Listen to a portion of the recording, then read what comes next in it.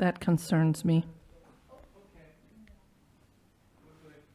All right, who is logged in? Hit your mute button. How about now? Do we still have an echo? Fantastic. All right, are we ready, Mr. BevCam? Fantastic. Okay, welcome everybody. Today is September 24th, 2025, and this is our Standing Committee on Finance and Facilities. We are currently streaming on BevCam. Thank you, BevCam, and they're recording for people who want to watch later. We're running a Zoom for remote access for members of the committee and administration, although I don't believe that anyone is on remotely. We are using it, several of us in the room are on there to be able to share our screens. This evening's meeting has no public portion beyond the involvement of our resident reps. Thank you, resident reps. Because all voting members are here in person, we'll be able to vote via hand, and no need for a roll call. And because we're all here in person, I'm not going to read the full script for remote participation. However, I will remind everyone that our body does have approval to allow for remote participation with the requirement that the chair and a quorum be physically present. With that, we have a very full agenda this evening. Ms. Puglisi is going to attempt to run the slideshow with embedded links so that we have everything in one place, and that should make going through our documents a little more smooth, especially because I'm pretty out of shape. We haven't had a meeting in quite some time. And so with that, can we go to the agenda slide? Fantastic. So here's our agenda this evening, and I'm going to, when we get to item 4, I'm going to ask that for a motion that we reorder, but for right now, we'll start with number 1, our meeting minutes from way back in May, if anybody even remembers. So here they are on the screen. I'm looking for a motion to approve these meeting minutes. So moved. Second. All right, and now, anybody have any comments or questions, corrections? Okay, seeing none, all those in favor? 1, 2, 3, 4. I see 4. Mr. Manzo, were you not here, honey bunny? Okay. Abstain. Okay, 4-0. All right, next item on our agenda, a building and grounds report. You know what, maybe next time we'll reinsert the agenda after each thing to remind ourselves. That would be clever, right? Okay, so a building and grounds, our building and grounds guys who are trying to hide over there in the corner, I'm gonna bring this table over. It's a standing desk.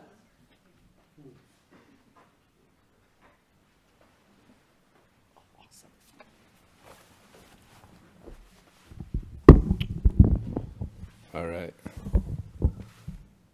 So I guess I'll start off. We'll just go. I'd like to introduce Jay Nardella as the new Assistant Director of Buildings and Grounds. Jay joins us. He's a Beverly resident. He has a very extensive background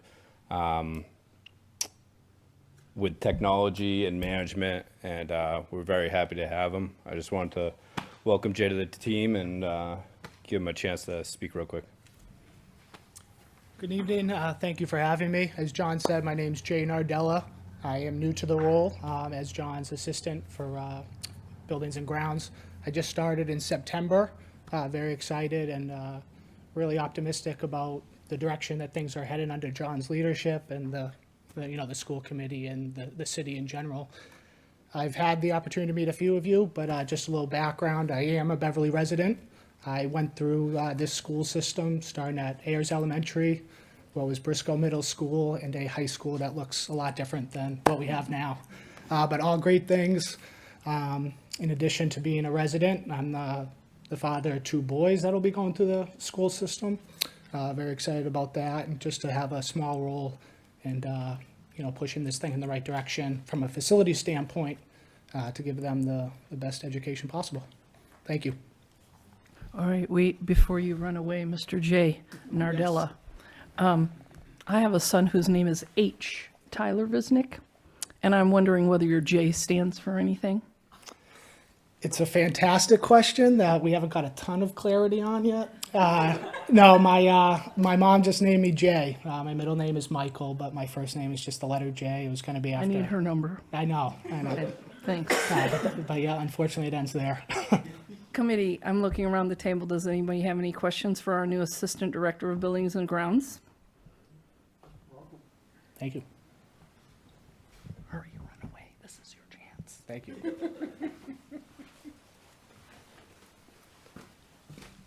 So I guess that brings me back up. Are we gonna go over the report step by step, or do you just want me to highlight some stuff, or do you guys want Why to? don't we go highlights, and Okay. then we'll see what the committee wishes to ask you. Okay.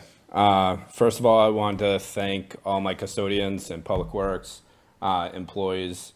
As many of you know, that all the summer cleaning gets done in-house with our employees, as some other districts around here have cleaning companies.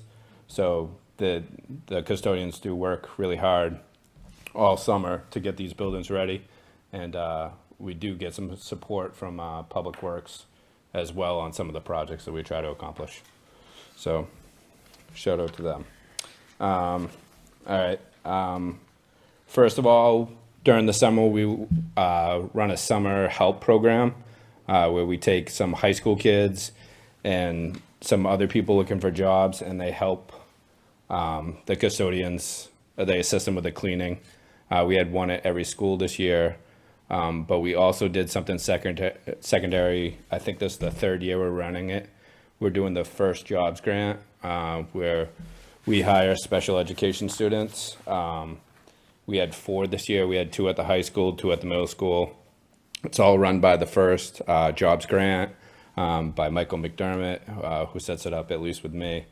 They spend 2 or 3 days a week, about 4 hours a day, and they assist the custodians in tasks, and depending on their ability, we try to give them tasks and expectations, and so that they can learn. So when they go to their first jobs, so it's really rewarding. The custodians that have done it, it definitely takes a little more supervision, and I appreciate them taking these students, and a lot of good feedback from the students as well as the lead custodians that run those schools. Do you want me to wait, sorry, on agenda for the rodent? Do you want to do that at the end, or do you just want to go over that now? All right, hold on 1 minute. I'm looking to the committee with the positive assumption that you all read the packet. So can we jump to rodent control? And if you have any other questions about the B&G report, maybe we'll throw them at the end. Okay, consensus, there we go. All right, perfect. Let's talk rodents. So this was before me, or at least when I was the director. You guys as a school committee agreed to do a rodent bait trial at BHS. So we ran that over the summer. We started the last week in June when kids were out, and we ran to about the 3rd week in August. We put about 30 rodent traps, bait boxes throughout the school.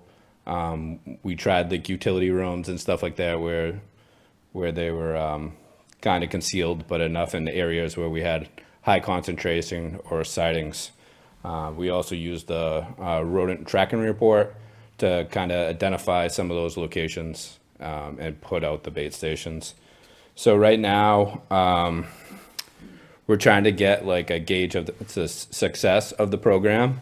It's kind of hard to tell because during the summer, a lot of the food is removed, and there's not many staff and kids in the building, so there's less activity for rodents. But just from what I can tell, and from what the Waltham who ran the program, it looks like the bait was eaten and the activity has been less. So I took a 1-month sample from the end of June and did a 1-month sample from the beginning of September for a full week running on each.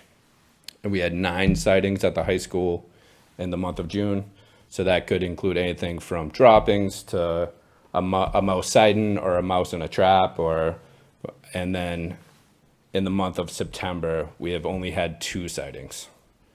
So that's a big reduction. And like I said in the report, it's hard to tell because a lot of times it's nicer weather out. When colder weather comes, the rodents will also drive into the buildings and try to get shelter. The biggest thing is we just got to make sure that we remove the food sources. So. Okay. I'm looking at you, Kit. I expect you to have a question. No, I mean, I think it sounds like it was a success, and were there sightings outside where you saw dead rodents? No dead rodents were found on the property. Okay, good. I'm looking around the room. Anybody? Yes, Mr. Manzo. So have you learned anything from this work at the high school that might help you if you have issues I don't know if you have any issues at any other buildings in the district? Yeah, so we use the rodent tracking. We try to, and I also get monthly reports from Waltham on their findings, what they find in the traps, what they find for sightings. We use that. I feel like this was a good tool to use. I feel like the summer is a good time to maybe knock down the population, and just gives us a better head start into the school year. Obviously, talking to the pest control company, they'd like to tack it on some other fronts like outdoor baiting and maybe year-long baiting. I don't know if we have the appetite for that, but something we can always discuss. But I do think there was some success in the program. I like that we have it as an option in our tool belt. So if we do have like an outbreak at a school or what we deem an outbreak, we can use this and we can kind of know that it works to a certain ability. We have an IPM plan. It's registered with the state, and that kind of tells us what chemicals we can use to handle all our pest management. And then I know you said that the numbers have been down, and probably for a couple of reasons. One, that it's the weather and the availability of food resources. And I know that we've expressed some reluctance to putting the bait stations inside the school when school is active. But it seems to me that those numbers are just going to climb as you said, as the weather starts to get cold. The rodents, mice, whatever, are going to start moving into the building, and then you're going to have more. And so, are there any safe places inside the school that you can put the bait stations where they're not going to be a hazard or an impediment to the students or the staff inside the buildings? Yeah, that's a great question, and absolutely. I believe out of these 30 stations, about 15 of them were in areas that were under lock and key that only maybe custodial and administration staff can get into. So these are electrical closets, IDF closets, technical closets, cleaning closets. With all that equipment and plumbing and piping, what happened is you have a lot of penetrations. Another on the finding was in the culinary room, which is another hot topic, is because they have a lot of food left over. But we also pulled out every stove, and we did all blocking on all the gas lines to help prevent any kind of rodent activity. Yeah, so definitely open to that. If you guys are, we can definitely talk about it if there's an appetite to do maybe some bait stations in areas where no kids would have contact with, but that's totally up to your guys' discretion. All right, so my questions are, I'm going to state them all, and then if you need me to repeat Sure. them, but I think they're kind of intertwined. So our current status, are the traps still out? The future status, I believe we only approved this for the summer, so are you looking for an approval to move forward? Are you looking for an approval to expand in terms of bringing it outside of Beverly High and maybe into this building or other buildings? And last but not least, relative to the IPM plan, there was a hearing this summer on Capitol Hill relative to banning rodenticides. So, yeah, all of that. What do you got for me? So all the bait stations were collected. as agreed upon when the trial ran over in the end of August. All the bait stations were collected. I have them. They're in a box. The good part about that is if we decide to run the program at BHS or other things, we have already bought the hardware for it. So that does reduce the cost of running a bait program at another school or continuing at Beverly High School. For the approval wise, that is totally up to you guys. I would like to use it as an option if need be. And I don't know how that would be if I express that to Erin or express it to a member of the Finance and Facility Committee that we could have approval or temporary approval to use it in certain locations when we do have a higher uptake of rodents. Just that ability to have that in my tool belt would be a great advantage. And then you said the last thing about rodenticide. So right now, we are using what they call a second generation rodenticide. Okay.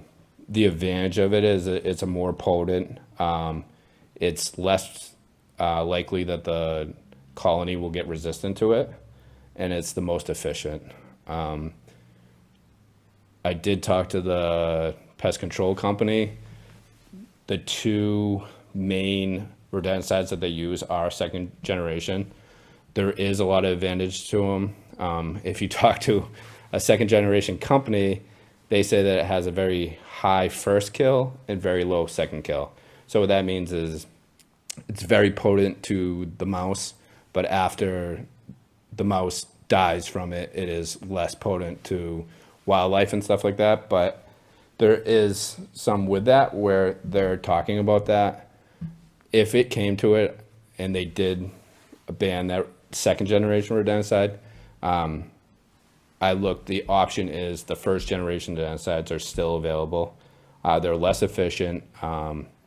They usually take multiple attempts for the rodent to eat the material to be effective. So instead of a one-time of the chemical, it could be they'd have to visit that bait box 2 or 3 times to get the effective dose. Okay, so how about I'm gonna look across the table to 3 different individuals and say, do we want to make a motion right now and vote? It'll have to go to the committee of the whole as well, but we could vote here and now about giving him that like contingency plan. Do we want to do that, or do we feel rushed? I think when we originally started this whole plan, it was just a trial to see how it went and what did that look like in the fall. I think some of the questions that came up at the committee of the whole and at this committee was when to do that. We wanted to do it mostly when kids weren't in the building, and so that way it worked out in the summer to try it this way. So we've also discussed, doing it short-term over vacations isn't as effective. Do we do it in places that are, that students can't enter? That's another question. It was a good question that came up. Is that effective or not?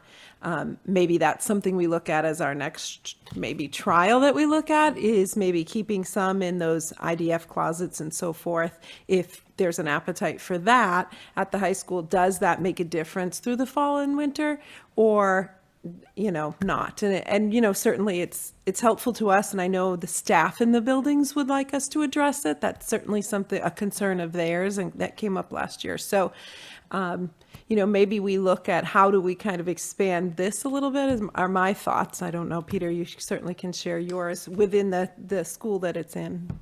Yeah, so I'm open to honestly anything to maintain rodent control, having worked in other districts where the situation was realistically beyond control, and we were looking at drastic measures during vacation, such as carbon monoxide pumping, heavy duty baiting, where you had to notify the community. I think it was 48 hours in advance.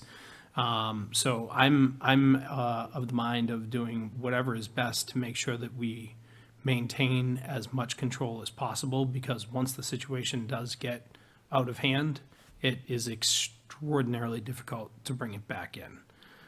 So, and I defer, I will say, and I'll add this at the end, I have been nothing but exceptionally impressed by our entire facilities team.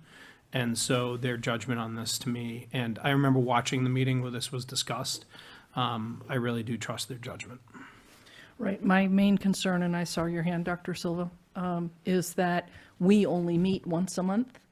And so if we have an uptick, and by the way, I really appreciate everybody using the word appetite, it was punny.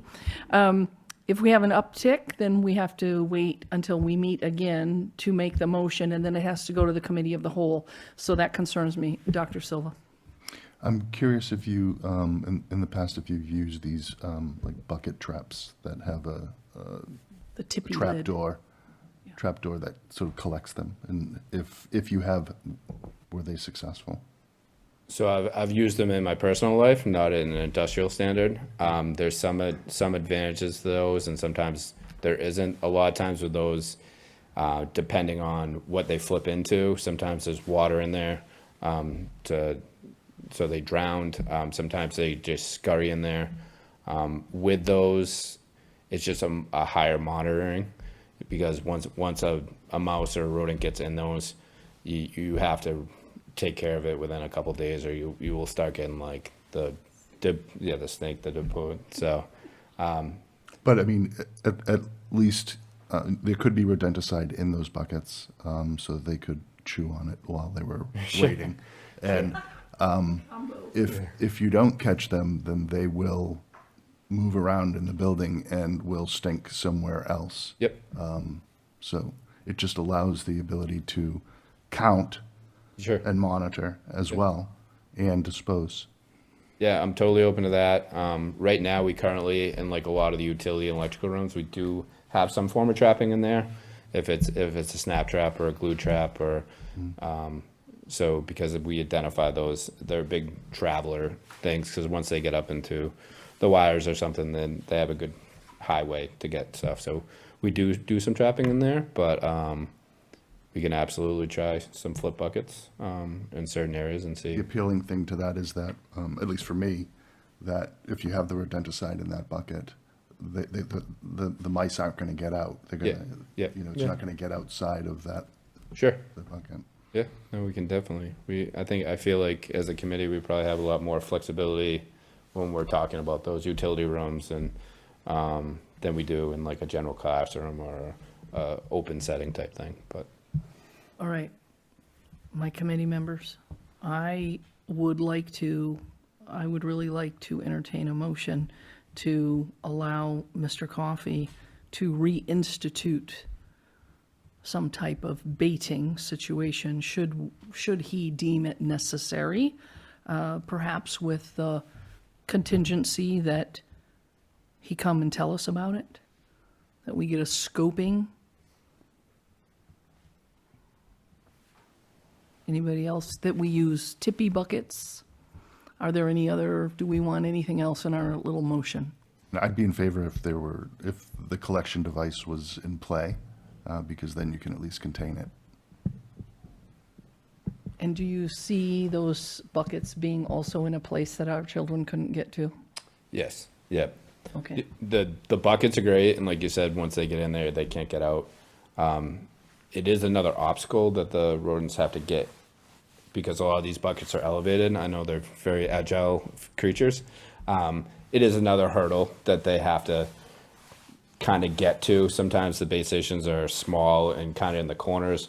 They kind of pass them, maybe grab some food and keep on going, as they would have to be a little more like aggressively looking for food to kind of go into a bucket. But in the ninja I will absolutely warrior. take anything. And like I said, this is all for a tool belt, just depending on where we are at a school or the season or the thing, and just so that I could use it.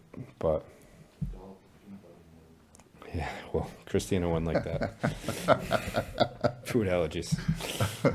All right, do I, on that very informal motion, which I'll scribble into my notebook, is there an appetite, I'm gonna stick with that word, for anybody to second that motion? I'll second it. Any discussion? Yes, Mr. Dahl. So what would the actual motion be that we're looking to do? So, because we had a discussion about the buckets, we had a discussion about the floor devices, and a discussion about what they would be eating as well. Is it a combination of those things we're trying to grant access to utilize when necessary?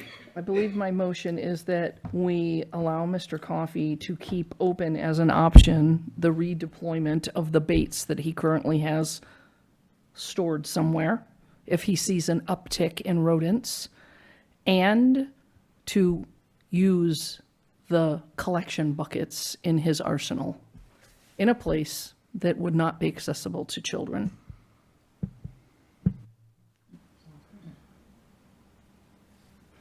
Sounds good, thank you. All right, any more discussion? All those in favor? 1, 2, 3, 4, 5. All right, fantastic, thank you. All those opposed? Okay, nobody. All right, does anybody have any other questions for Mr. Coffey and the B&G team? Yeah, I just wanted to thank you and your staff for all the work you did over the summer. I know it's a lot to take care of 8 different buildings, make sure they're ready for day one of 180. So appreciate the effort. And I especially appreciate the opportunities you've given to students to find something that looks, or that is a job over the summer, and allow them to work with people I know. A lot of students are looking for that first opportunity, so good on you for providing that to those students. Yeah, thank you. The biggest feedback I get from the students that are in the high school and stay in the high school is I've seen them in the wild of a school, and when their friends are kind of doing something, I've seen them personally say, "Don't do that. You don't realize someone has to clean that up after you." And it really does open some of their eyes to see the full scope of what happens, and I appreciate them for doing that. And it is I think it's a good program that we run for the summer. Gives a good opportunity for those kids to do that. I just really do want to take a moment and say thank you to John and his team. It's very easy to go into schools and to find fault, but I have been so thoroughly impressed with the overall maintenance and upkeep of these buildings, how they look. I even shared a picture as I was moving into my office with the former superintendent, as my daughter Mackenzie was crawling around the hallway and the floor and everywhere. And just that's not something that I would trust to happen everywhere. And the simple fact of the matter is that the custodians and our maintenance crew, Peter, Chris, I mean, just there are too many to mention. I'm just thoroughly impressed with the way this team operates and maintains probably about 1 million square feet of space. So thank you. Thank you. Thank you, John, and welcome, Jay Nardella. There we go. So one other quick question. You might have mentioned this, I might have missed it. So we did this pilot program at the high school. Now, was there any monitoring at the other schools to see if there was any natural changes in the rodent issues? Yeah, so the rodent tracker is still live. At the other schools where the rodent tracker, I didn't go through every school, I'm not gonna lie to you. I did look at base comparisons from the month of June to the month of September for those, and it wasn't as significant as that we saw at the high school, as we saw 9 sightings in June at the high school and then 2 in the month of September. Some at the elementary schools, it would be like they had 3 in June and 2 in September. So bigger school, more population, but definitely some significance there. Thank you. Thank you. Miss Emma, can we go to the end of the year audit report, please? Yes, we can. And just to be clear, we're not voting on this, you're just telling us how wonderful your books are, right? Yes, mostly. This is a pat on my own back. And also, it has been brought forward to this body many times in the past, and so it just feels necessary to let you know that we have in fact completed our requirement for an audit for our FY24 end of year report. So in the way back machine, we are required to report our financial information from all sources, so not just our appropriated funds, but our grants and our special revenue funds to DESE at the end of the year in their preferred format, so in a consolidated chart of accounts that's used by all districts across the Commonwealth, so that we can compare information better than we could if we were independently reporting our information. DESE uses this information for things, among other things, to verify that districts are in compliance with net school spending, to calculate per pupil expenditures, to determine eligibility for and the distribution of state aid programs like Chapter 70. And so really, this was a lot of heavy reading, if anybody was interested in reading it, but mostly it said, and they are, again, auditing our compliance with the reporting. They are not necessarily auditing the information that goes into that report, sort of at the transactional level. The city employs independent auditors to do that. They have used the same firm in the past. So, it was Powers & Sullivan. Powers & Sullivan was then acquired by Markham, which was then acquired by CBIZ, who was the issuer of this report. Hence, it's sort of delayed presentation to you. These are usually come out in late spring, but due to their transition, these were a little bit delayed. Nobody at DESE was mad at us about that. But also to let you know that the city's audit committee did bring forward to City Council a recommendation for a change in audit firm for the audit of the FY25 books. And we are going to use that same audit firm for the FY25 end of year report audit when we go through that process. And so that will be Roselli and Clark. And I'm going to call on Mr. Crowley because he's nodding his head, and I'm going to remind you that you need to unmute your microphone. And can you give us any kind of a blurb about why the City Council is changing their audit firm? No, it was just a change that we decided that after so long we've been using the same firm, and we wanted to see, what else is out there a little bit and just kind of checks and balances. Another set of eyes. Yes. Fantastic, thank you.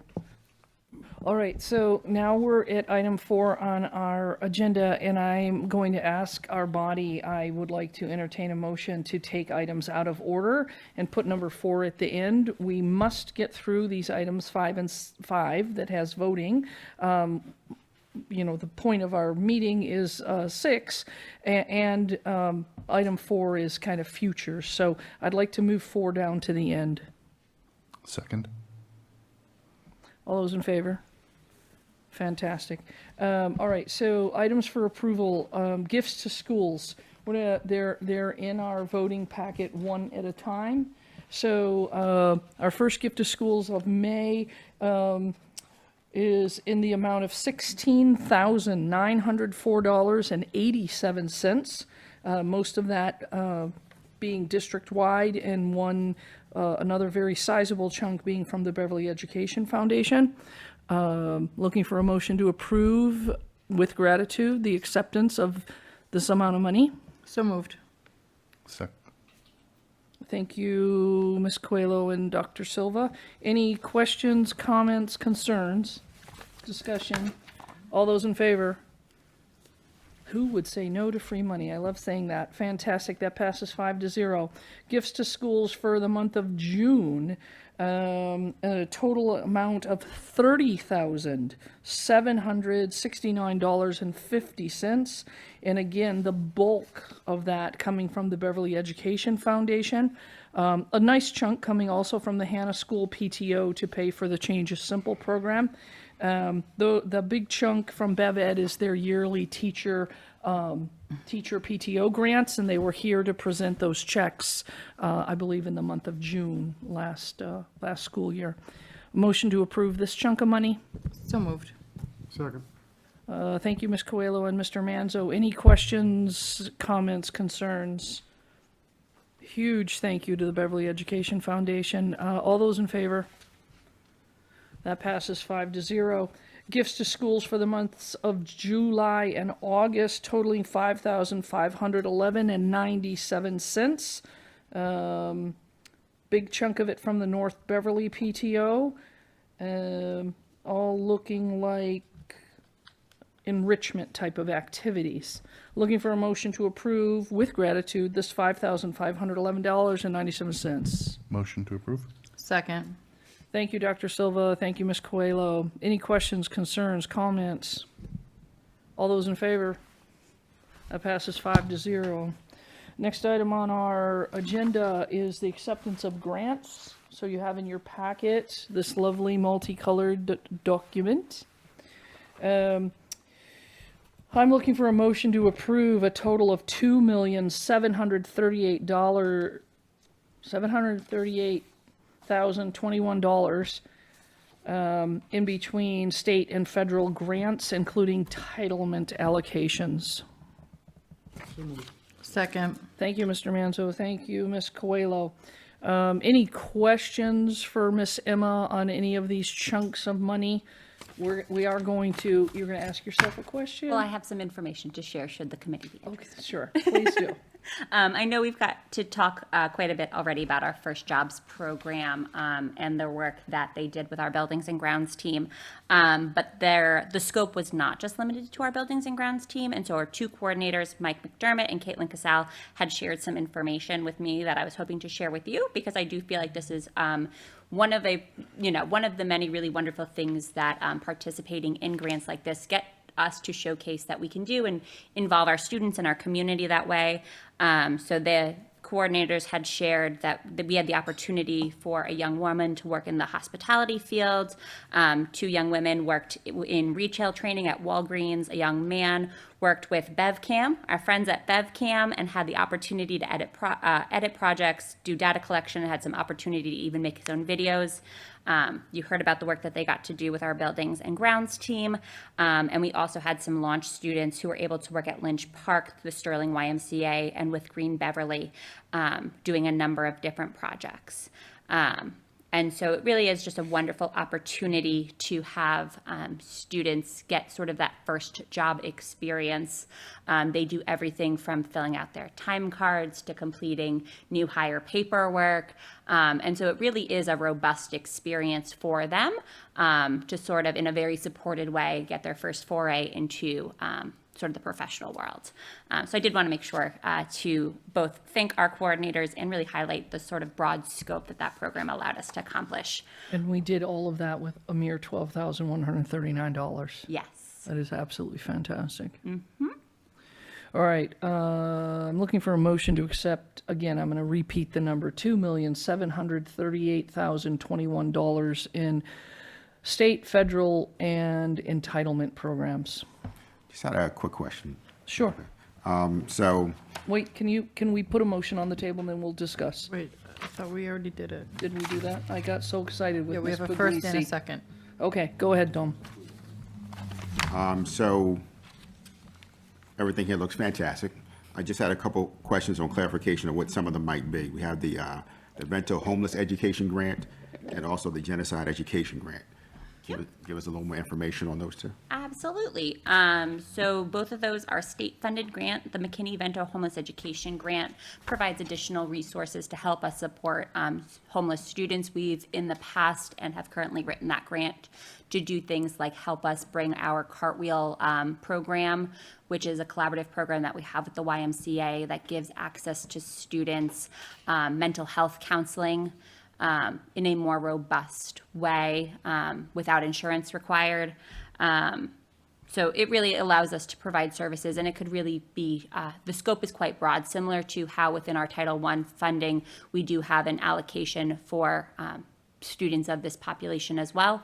This is just a more robust opportunity to be able to support them and bring additional resources to them. And the Genocide Education Grant gives some opportunities for additional curriculum and planning. I know that the folks at the high school, particularly Paul Casey, has worked really hard on this to bring forward some additional opportunities for professional development and curriculum implementation. All right, so for the genocide training, that includes professional development as well, as you said, and then training is that staff and then student-related also? Yep, As far so as it's- curriculum they bring forward? Yes, it's training for staff relative to the curriculum and to support some, to broadening our curriculum. All right, sounds good, thank you. You're welcome. Okay, any other questions, comments, discussion? All right, there's a motion on the table. All those in favor? Fantastic, 5-0.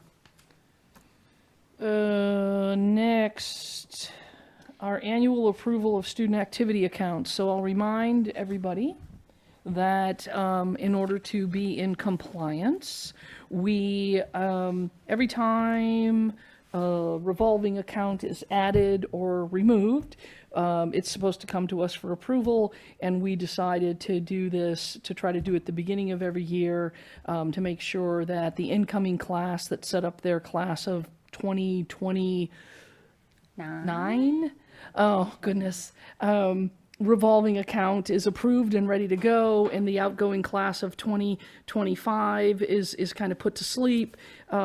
And if we've added any new booster clubs in between there, et cetera, et cetera. So we're looking at this at the beginning of the year, and of course, if we need to add one in the beginning of the year, it'll come in front of us as well. But to start the year, we want to make sure that we're all on the same page. And so I'm playing along at home on my screen here. Would you like me to, Could I just ask for one quick edit? Just a shift from foreign language to world language, and just something to consider as we move forward with other documents, if that's possible. yeah, so I can make, I apologize for not seeing it beforehand. yeah. Well, and that is how it was. So that would be a request to bring it back. So we can absolutely bring it back as a newly titled, and we can close out foreign language and bring it back as world language. Okay, my apologies.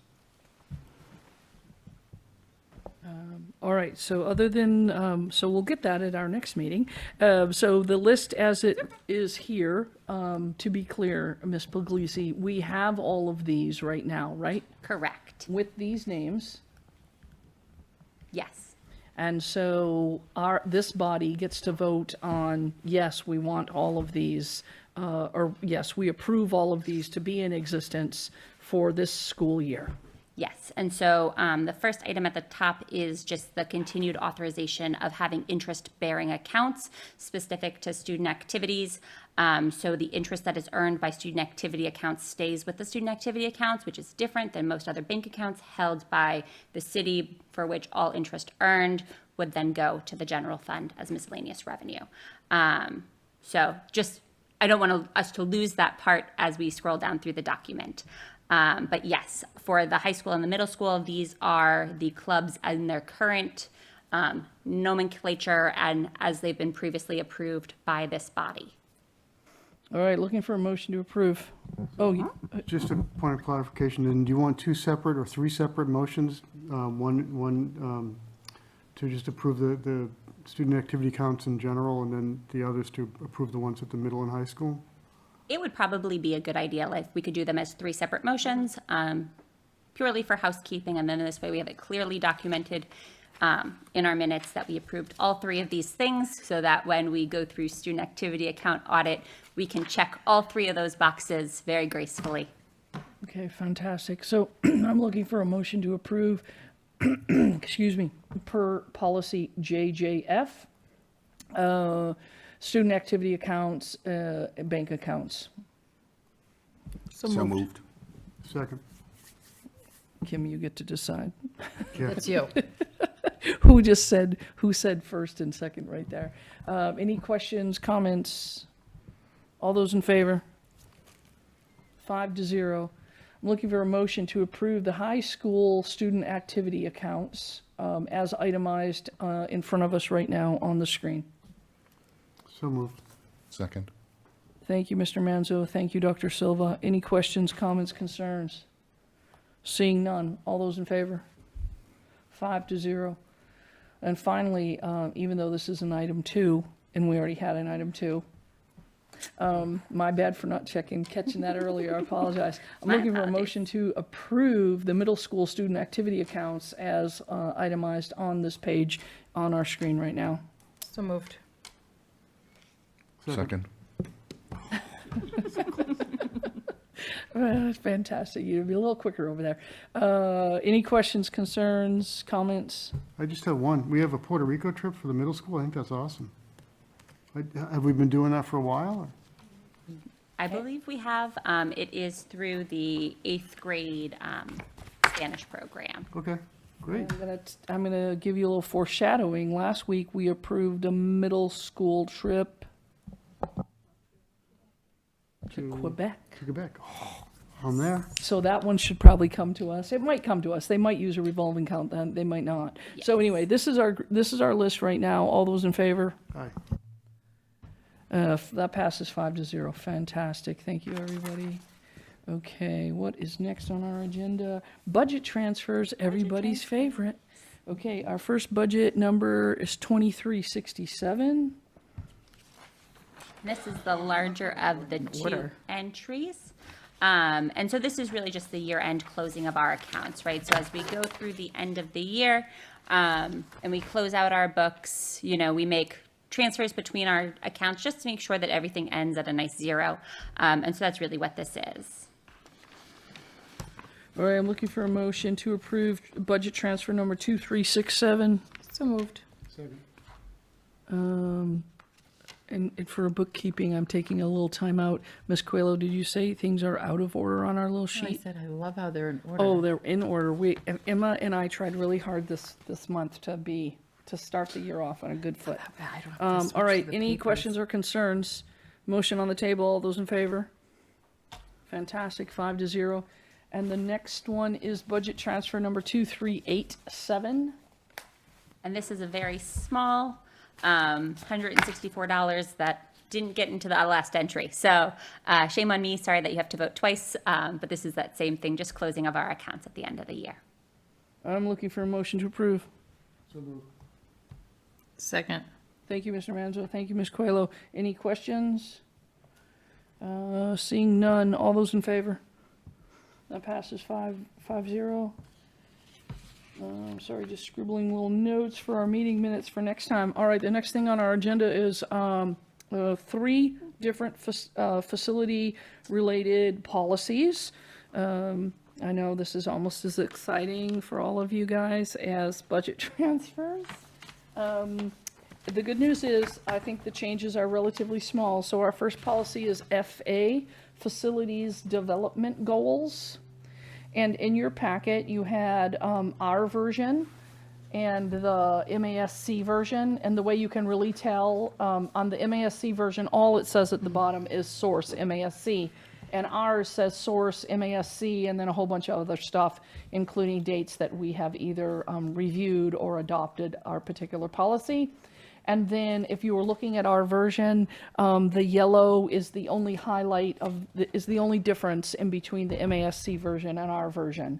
So we've been making a concerted effort to change all of our policies instead of just saying parents to parent/guardian, and to change all instances of the word committee or committees apostrophe s to school committee.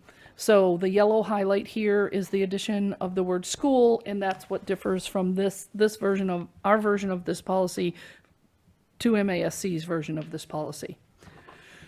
Whew. So that said, I'm looking for a motion to, well, does anybody want any changes to this policy? Is anybody upset with it? Want to change it any way, shape, or form?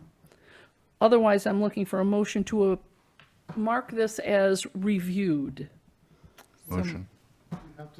You are making one little change. You are making one little change. Do you have to approve that as such, or can we just roll along with it?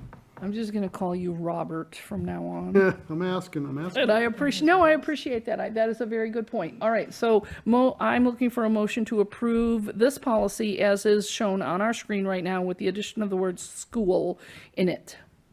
So moved. Motion. Second. Thank you, Mr. Manzo. Thank you, Dr. Silva. Any comments, questions, concerns?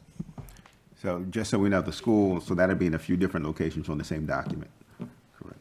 Because there's school committee, there's another one, investments, and on ours it says committee, and school committee's added in there. So it's at least a couple places where it's school committee. Right. Every instance of committee in the MASC version has been changed to school committee in our version. Correct. Yes. Sorry. Bad highlighting on my part. And I just want to make sure we're aware of that, that's all. Okay, yeah, there's one in, Oh, yeah, properly. there's a couple other ones, right. All right, there's a motion on the table. All those in favor? 5-0. Our next policy, FCB, Frank, Charlie, Bravo. How'd I do, Mr. Manzo? I have no idea. I thought for sure you would. Foxtrot, there you go. Yeah. The Oh, pilot got that one. darn it. Okay, maybe next time. Retirement of facilities.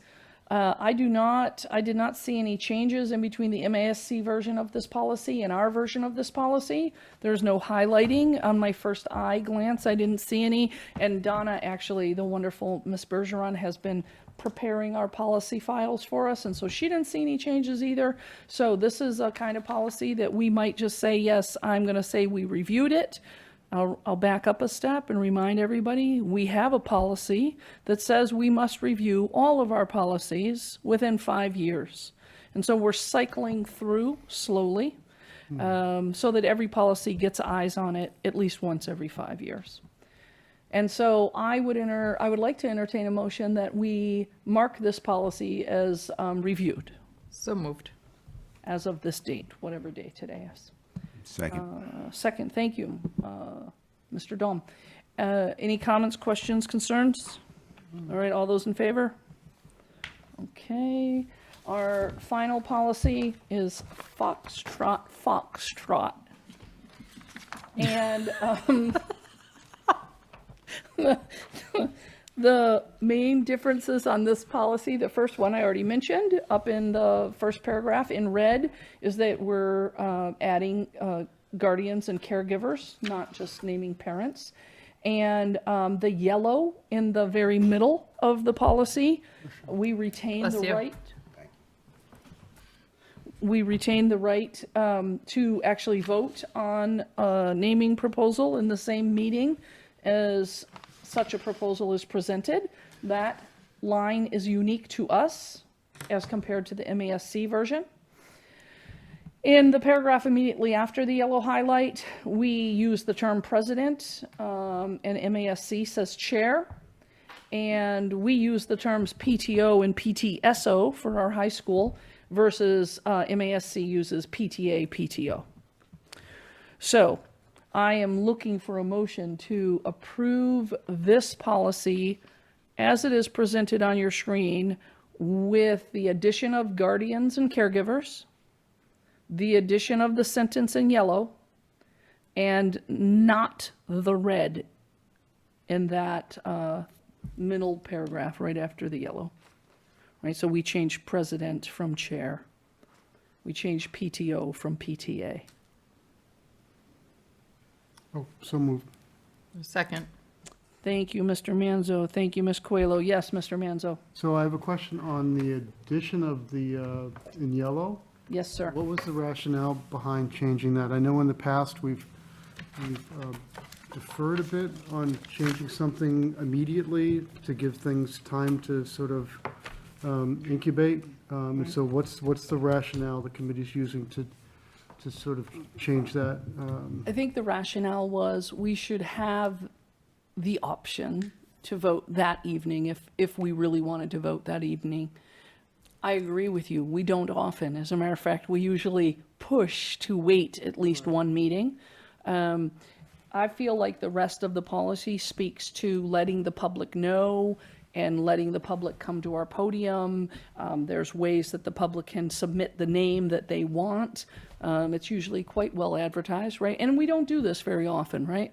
So I think it's, I'm not concerned about that, to be quite honest with you. It gives us the ability to do that. It doesn't say we will do that, nor that we have to do that. But is there an expectation that that's an exceptional thing to do, to name it, to vote and name, change a name in one meeting, or is that going to become the norm going forward? Do you have a sense on that? And whether that should be in the policy itself? I think that I've sat in this seat enough and I only remember doing one naming thing, Yeah, so I'm not worried about it. okay. How about I ask you your own question? Because you sat in the seat for longer, Not quite, I imagine. but you're still here. So well, it's a I'm different seat, extending but yeah. your, I can see I think, given a choice, I would probably prefer this be the exception as opposed to the rule. If there's some extraordinary circumstances that would prompt you to change something on one vote, I think that's something that probably will happen, could happen. But I'd rather take the longer approach and just let things sit for a month, right? Because that's what you're really talking about is, you propose something and you vote on it the next month. Okay, so I'll give you an example. Yeah. Thank you. That we named, like, I think it was a playground after the custodian, and so that was like a timely thing, and we wanted to like have a, you know, so I think that Yep. the expectation of what is the norm versus the exception to the rule, I think is up to the body whose butts are in these seats. Yeah, and that's why I'm not really offering a An direction for you to amendment? take. I'm just wondering if the committee would just consider language that would say, this is what we're usually doing, but we recognize that sometimes we're going to do it a different way. Okay, so I hear that you feel like you want to make an amendment, so. No, I don't, but I'm just saying, when this goes to the full committee, if there's some sentiment among the 7 people who actually fill these chairs, you might consider doing it that way, that's all. Okay, I'm making a note on it so that when it comes to the bigger body, I had expectations. my turn in that chair. I think it's up to the next group of 7 to do what you want to do. Okay, so the motion on the table right now is that we approve it as is kind of on the screen and edited as presented, as I presented it. And I will give you my word that when I present this to the bigger body, I will ask them to entertain an amendment to perhaps change that sentence in yellow to say the expectation is that it'll be the next meeting.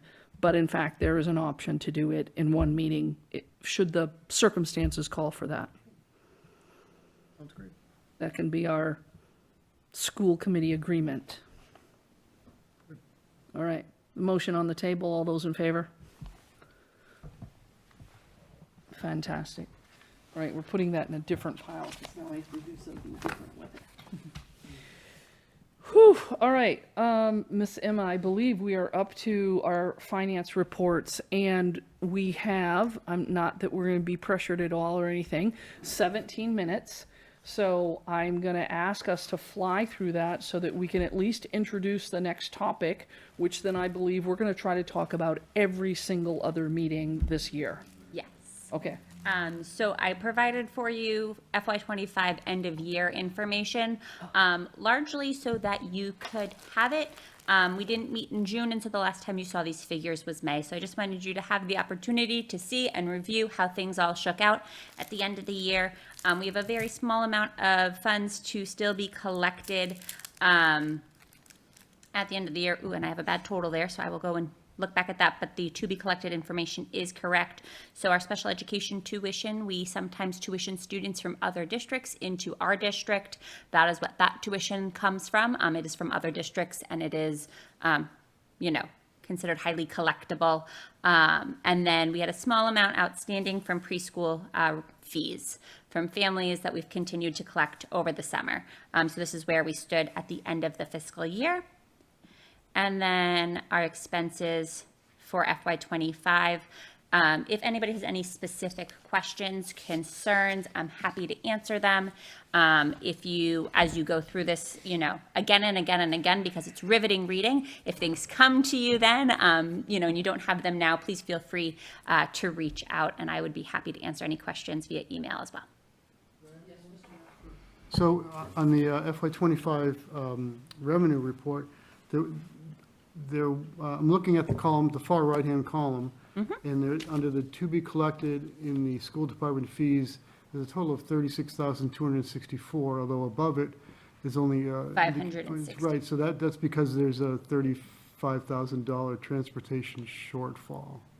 Yes, and so that is a bum formula, but it is not a anticipated So collection. you're not going to get that money, that's why you're saying you're not Correct. going to, so, but still, it's. It was a variance. You came up short 35, or not you personally. You don't live that far from the schools to, so the district came up short 35,000 on transportation, so I think that just needs to be Yes. mentioned. Yes, so that is absolutely a point of mention, right, based on our estimation of transportation receipts. Our transportation department has noted that they have seen an increase in qualified people who have benefited from our fee reduction program.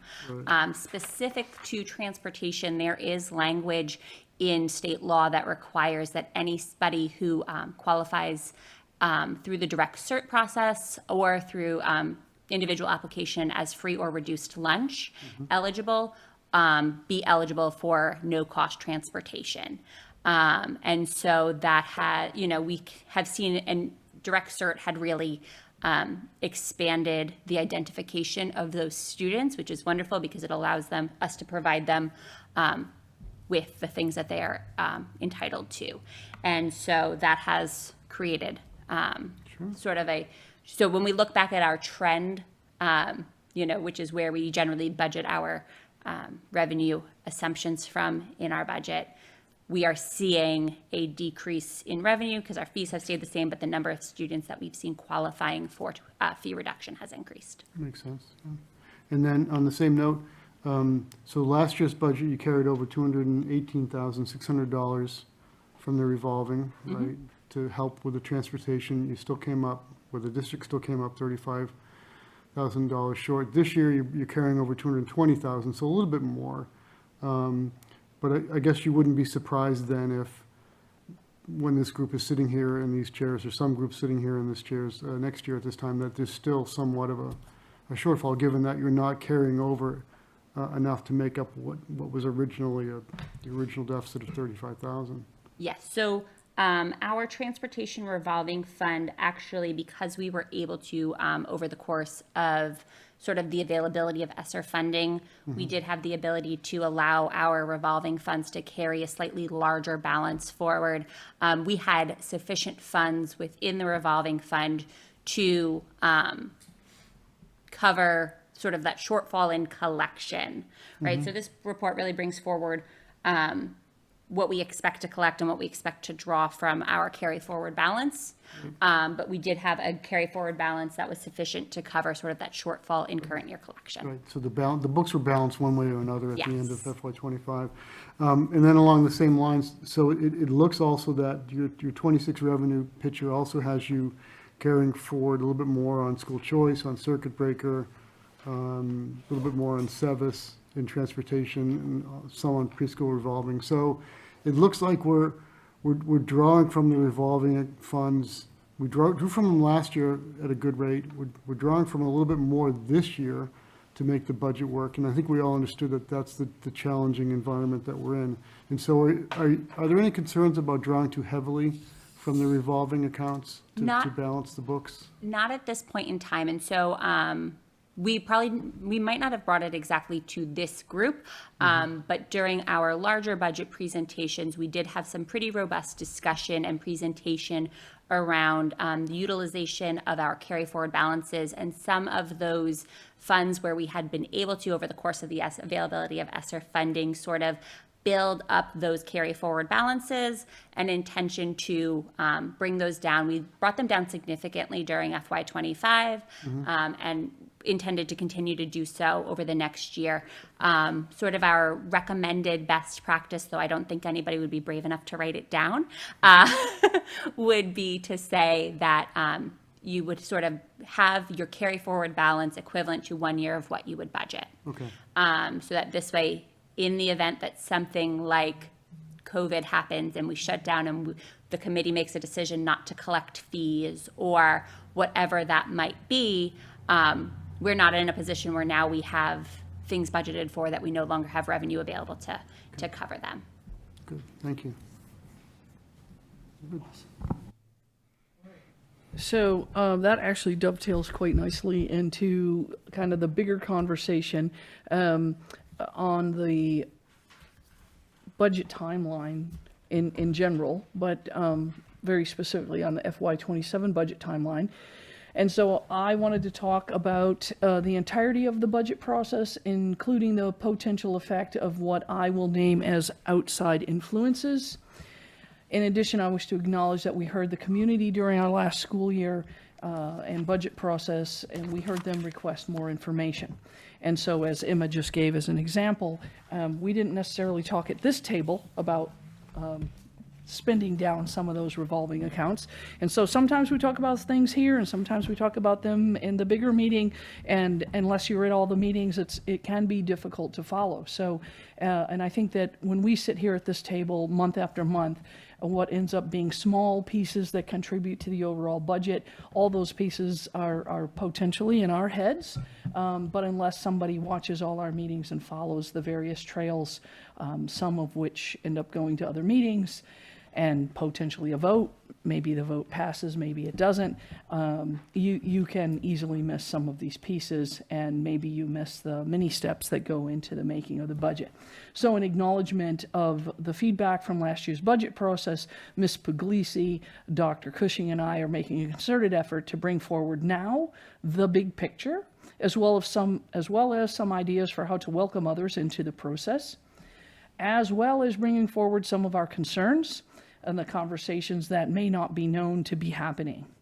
So, for instance, I always like to use myself as an example, throw myself out there in the front.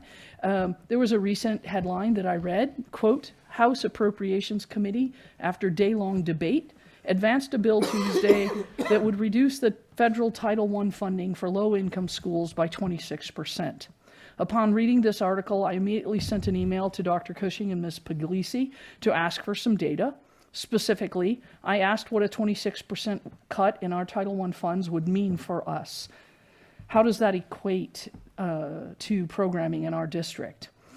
So, amongst other things, the amount we receive, thanks to Emma telling me, is roughly $675,000, and a 26% cut would lower that amount to approximately $500,000. We'll do the math for everybody at home. That's a loss of $175,000. It's these types of things that are constantly being monitored and discussed at the administrative level and at the school committee level. Further back in the summer, there was a mention of all the title grants being cut, and poor Miss Puglisi had to give me an email about that. And there was a mention about Medicaid reimbursements for services that we deliver to our students also being cut. So again, all those things happen and we're having those conversations, but nobody's seeing that in my email, and whether I bring that forward as an agenda item or not, it might not be seen by anybody other than the people who are working on directly on the budget. So now, I don't want to be a negative Nelly and focus only on these bad things and these cuts that keep me up at night, but I want to talk about the other end of the spectrum, our aspirational goals. Each member of the school committee gets an opportunity to sit one-on-one with the superintendent and talk about their personal priorities or what they believe are the priorities of their constituents. And what I think is most important in our budget, and what I think should be prioritized, is not necessarily shared by any other member of the committee. I make my list based on my own perceptions, as well as what I hear from my constituents, attending the PTO and PTSO meetings, and the general interaction with members of the public.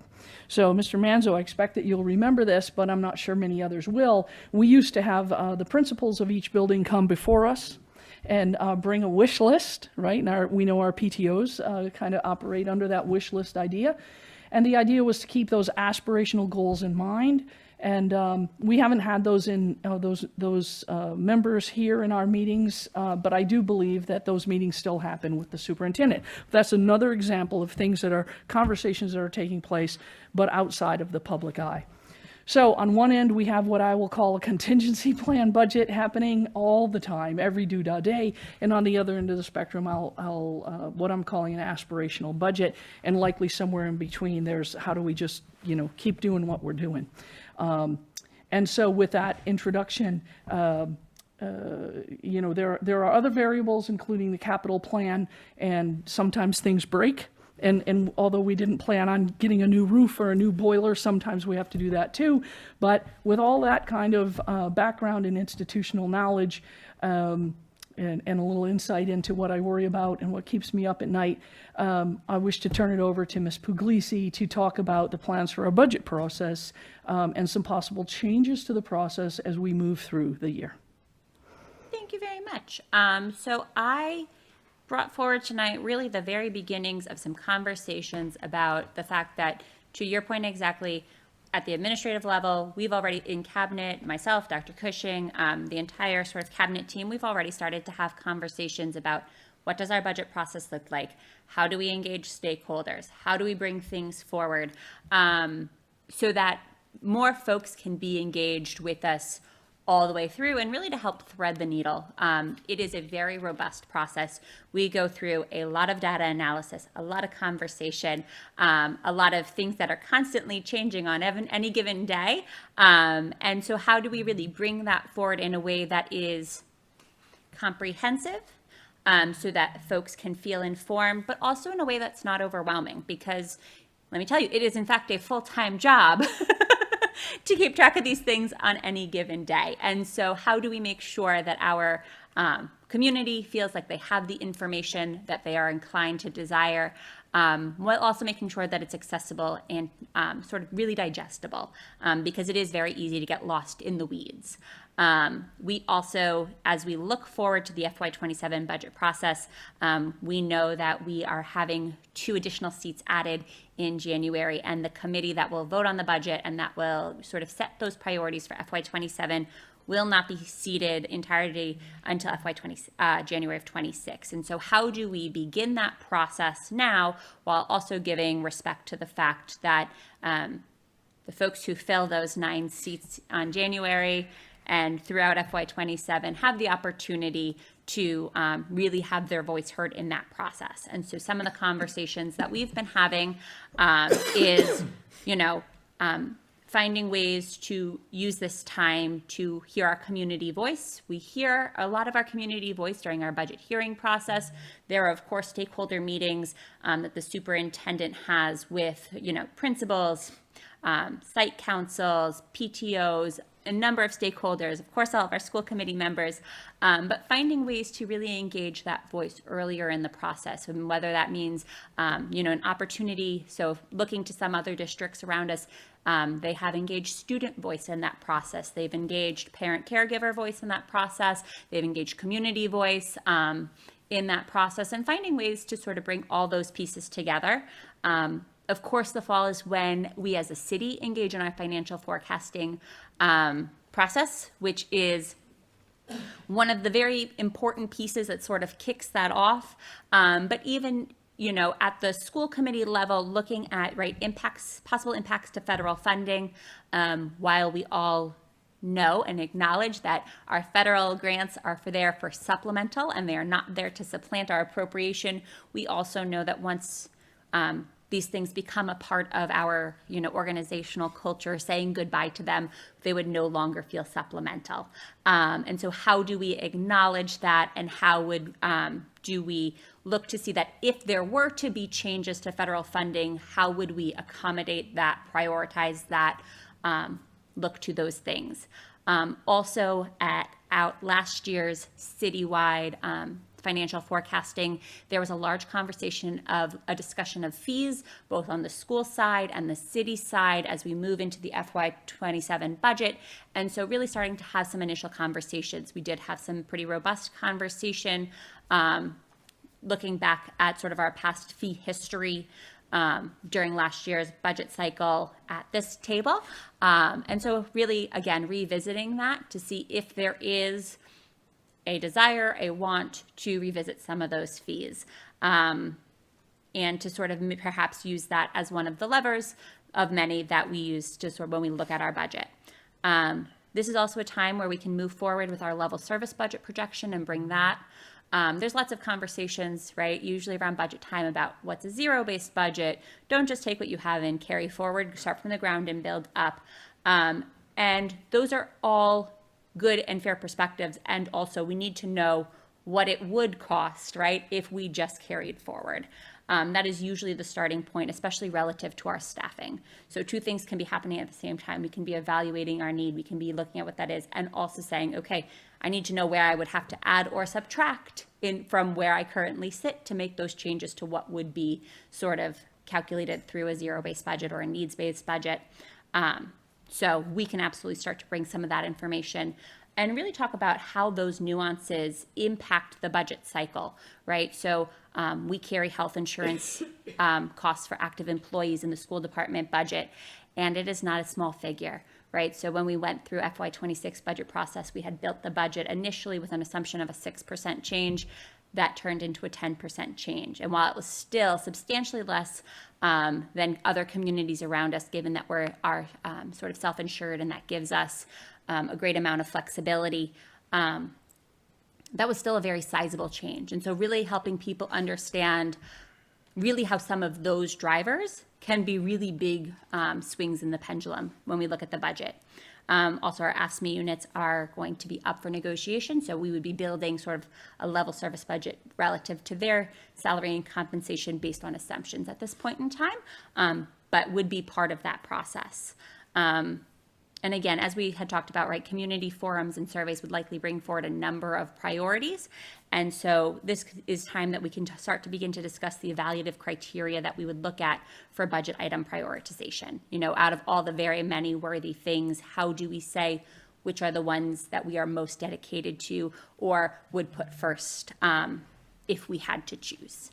And then, of course, other committee requests, really to sort of give that foundation as we use this time to build that foundational knowledge so that folks have some really good insight into how all the pieces come to fit together. Okay, so that's a lot. That's a lot. And welcome to the new year. This is our first F&F meeting of the year. So we're hoping that, and so I realize we're 2 minutes over, and I probably need 1 more minute to conclude.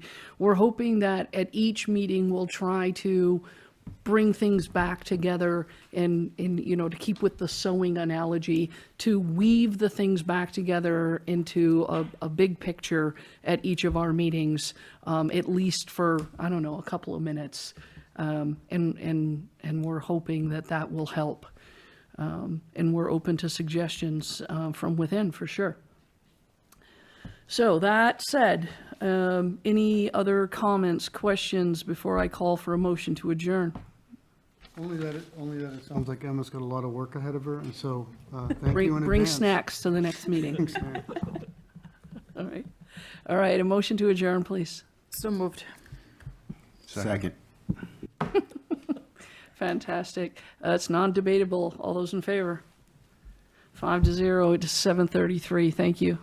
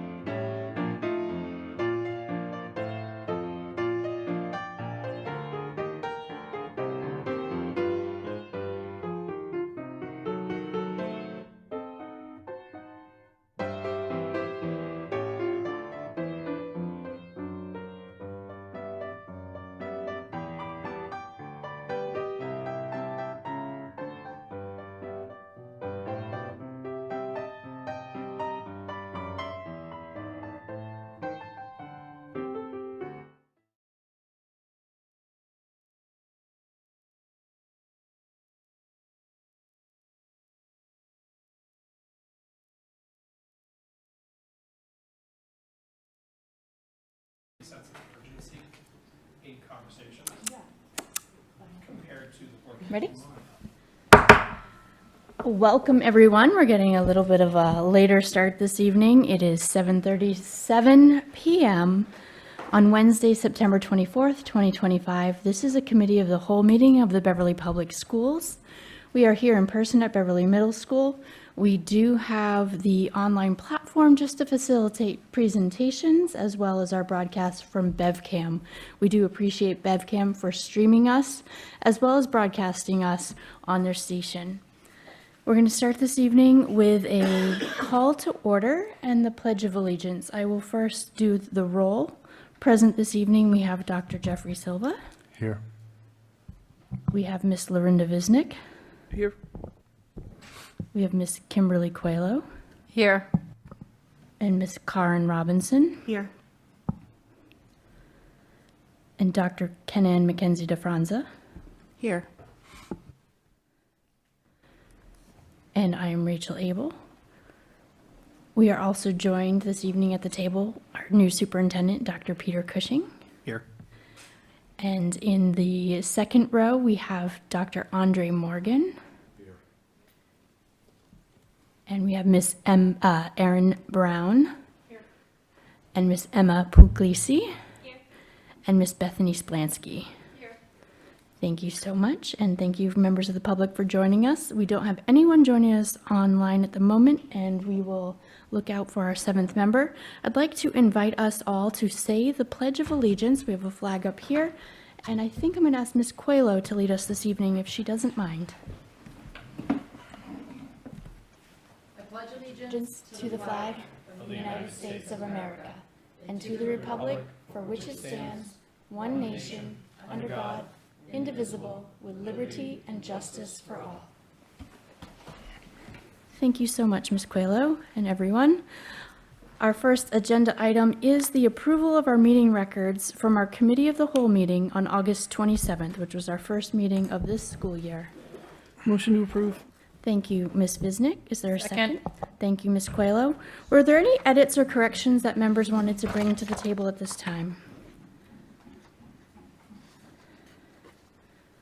Seeing none, all those in favor of passing the meeting records? 6-0. Thank you. Next on our agenda, the superintendent has an exciting field trip to bring forward, as well as a couple additional items. Table is yours. Thank you very much. Good evening, Madam President and members of the committee. So one of the trips that we're bringing before you in this early part of the year is for the University of Connecticut Model United Nations. I also just want to say that I'm battling something. I've told it's not contagious, but I apologize for my voice and any coughing that may follow. If I don't see Alice in front, oh, there's Alice. There we go. If you'd like to come up, you'd be able to also speak to it. I'd like to just say that the Model United Nations is a phenomenal program. Participated myself in the Georgetown Model United Nations in high school. It's a really tremendous opportunity for students to meet their peers from across many other schools across the country. There are a number of these programs that happen, Georgetown, Dartmouth, UConn, and many others, and they're just tremendous opportunities. And from the UConn Model United Nations, they're really looking at providing high school delegates an opportunity to understand the values of cooperation, diversity, and compromise, while encouraging them to be active and compassionate leaders. And I think compassionate leadership is a wonderful skill to install in our young leaders, especially in light of our current environment. So, thank you. That took the words out of my mouth there. That was great. So unfortunately, Brandon is also battling a virus of sorts. So actually, I should just quit with That's no worries. So yeah, so unfortunately, he couldn't be here today. So anyway, so to speak. Thank you. Yes, we're planning to go. We have about 10 delegates signed up at the moment. We're going to be traveling Friday, November 7th to Sunday, November 9th. Like we have in previous years, we're hoping to utilize parent volunteers to help us shuttle the students down to and from campus, both on Friday and Sunday. If we can't line that up, we'll utilize public transportation, but the parent volunteers help us significantly reduce the costs for the students. The committees that they have, I just took a look at it this evening. They're some pretty not fantastic, but like interesting committees. They're ranging from humanitarian issues, food security, refugee crises, AI and its role in warfare. They even threw in a couple of historical committees, including the Continental Congress. So students will have a lot to choose from when we finalize the registration process. So students will prepare for their respective committees during our club meetings leading up to November. This particular conference is actually nice at the beginning of the year because it's known for its introductory sessions. So when we get down there on Friday, students will have an opportunity to have Q&A with the students who run the committees themselves and go through parliamentary procedure and drafting resolutions and all that. Right now, the costs approximately, depending on the transportation, probably ranging around $300 per student. We actually are in the process of putting together a fundraiser for November to help kind of offset that total cost per student. And I welcome any questions you have at this point. Ms. Visnick? I was just digging through my inbox. I think we did, talk about a policy at our last meeting relative to non-district employees as drivers? We did, and I believe we left it with the mayor and Dr. Cushing to investigate further. So that, just brings my attention to, I agree. I don't have any problem with saying, for instance, putting my child in with some other parent to go. I think Model UN is fantastic, and I'm worried about whether this policy and whether our planned change to this policy might interfere with that. So I guess I'm looking to you. Where does that sit, or do we think that the time frame is going to be such that it will interfere with this particular plan? Well, I think there are two things. First, still awaiting word back from our policy partners, but also working, larger policy partners who shall remain nameless at the moment. But also, I think to accommodate and understand shifts like this, we might want to consider that would be a January 1, 2026 or July 1, 2026. Yep, sorry. Just so that clubs and organizations could understand operational shifts and that we don't cause significant financial harm to organizations or families in making a change, which may be in the best interests of making sure that children are being transported in the best situation. Right, so I'll just say, there are guidelines already in place for, if you're going to be a parent driver, you need to carry this much of a umbrella kind of insurance, blah, blah, blah. So, I love Model UN, and I'll make the motion that we approve. And I just warn you that you probably want to look at that and dot your i's and cross your t's. Absolutely, yeah, thank you. So there's a motion to approve. Second? Yes. Thank you, Ms. Robinson, as for the second. I keep a messy book here, and I have that policy that we were talking about, and it was student transportation in private vehicles. And as you mentioned, it has the limits that the personal vehicle must file evidence with the superintendent of personal liability insurance coverage on the vehicle. And our edits were to include guardians and caregivers, which is something that we're doing to all of our policies. And that the MASC change was to have a Corey check in place, which our chaperones would be required to have as well. And so your drivers would also be your chaperones in this situation, just to clarify. Yes, I have been sending out Corey forms with the permission slip as well. Okay. Okay, so I think many of the items would be addressed by the nature of the chaperone also being the driver, if we were to make the change. I think that there was one more element that the mayor wanted to check with the city solicitor as well as our own legal counsel. Okay, I just wanted to put that on the table since I had my notes. Okay, were there other comments or questions about this opportunity for our students to visit UConn and be part of the Model UN? I'm not seeing any other hands. I'm going to call the vote. All those in favor of sending our students? 6-0. Enjoy your trip. Safe travels. Thank you for doing it. Appreciate it.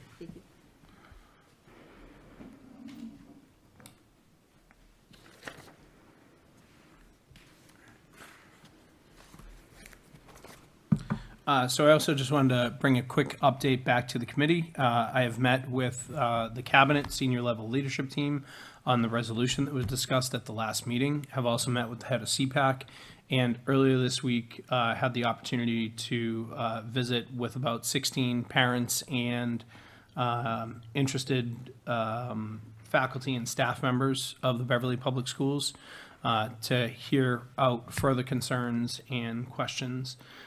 So some of the work that we've done with CPAC, with Mary Lynn, I should say, not the whole organization, but to really frame how we're going to approach this and to see this as first work done on the resolution itself and then work done in kind of a lasting standing moving forward. So pre-work, we'll pull data from past TFM reviews, district reviews, comprehensive district reviews. So try to understand what exactly is the problem that we are trying to fix. So how do we measure the actual current extent of the problem we're facing, examine services currently provided, to examine our current MTSS protocol, does it work for students, to identify and support students in the pre-IEP academic experience. And then is our MTSS system working in concert with the BSST? For those who don't know, that stands for Beverly Student Support Team, to provide interventions and support for students. How long does the BSST process take, and how many cycles should be undertaken prior to a more robust response, child find, or other ways to look at supporting students? Is the BSST process consistent across all schools with acceptable variances at elementary, middle, and high school levels based on that, how the different levels operate just naturally? The group needs to decide and define the scope of services we are looking at for the resolution. How do we infuse the equity audit into this work? And then committee constitution, looking at 2 school committee members, 2 CPAC members, pupil personnel services director, 2 special education educators, a general education teacher, 2 principals or AP, director of opportunity, access and equity, and the superintendent of schools. I'm happy to share this report with everybody as well, just so you have it. Yes. Oops, sorry, I'm not the person. No worries, just a really quick thing. I appreciate you clarifying one of the acronyms, which was the student support, but MTSS might be a little more Yes. involved language for people, but if you could maybe do it in like a small blurb. Yeah, so. Just so we know what MTSS is too, Yep. for the public. So over the past 20 years, I would say that has changed from RTI, which was response to intervention, a way to support students, to the MTSS multi-tiered system of supports. So ways from the DCAP, lots of acronyms tonight. So the DCAP stands for the District Curriculum Accommodation Plan. Every district in Massachusetts is required to have one. Beverly does have one. It's currently posted on our website, and these are accommodations that can be done for any student at any time, regardless of disability, be it 504 or IEP, or any other circumstance facing a student. So that's the DCAP, District Curriculum Accommodation Plan. Then, as students may struggle, each school across the Commonwealth should have some variation of a team, which is typically known as a student support team. I can't remember what they were called when I first started in education, so age is catching up with me. But in Beverly, it is known as the BSST, for the Beverly Student Support Team. And so then that should look at what types of further interventions, looking at data for individual students, what types of interventions can be put into place. And those would run for a cycle for about 6 to 8 weeks as a way to intervene and provide tiered supports on that multi-tiered system of supports. At the end of a 6 to 8 week cycle, it may be that things have changed and the student is progressing well, or things have not changed and the progression is not where it should be. And another cycle of tweaks to what was done or additional interventions could be considered. And then from there, hopefully the student is progressing. If not, what more data or child find applications could be done to examine 504 IEP or other potential services. Thank you. I just want folks to appreciate how much data gathering is happening and how many steps are involved too. So it looks to me like the committee composition will have stakeholders who can speak to all those processes and their parts in that. So I think that'll be really helpful. Yeah, thank you. So we'll be putting out a call to all the people on that list to try to get involvement across. CPAC has requested perhaps one standing member and one rotating member, which, you know, I think is something I'm open to. Realizing though that might just be a challenge of bringing that rotating person up to speed at times, but I'm not opposed to it. I want to make sure that this is accessible to our parents and caregivers so that we can get to our root causes and start to really move things forward. Any further questions on that before I move to enrollment, which is going to require a magnifying glass if you're just looking at the screen, but you do have a paper copy. Yep. So I do want to have to share again.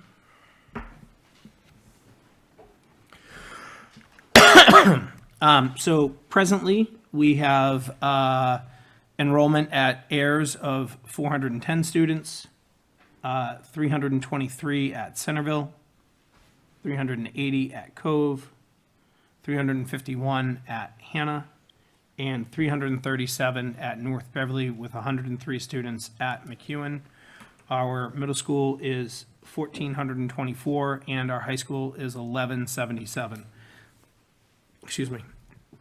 I have also shared the CTE and Pathways enrollments down below. Those are not unique enrollments to the high school numbers. Those are part of the 1177. But this is a draft first look of where we are right now, and we will have a more comprehensive report for you in October or early November.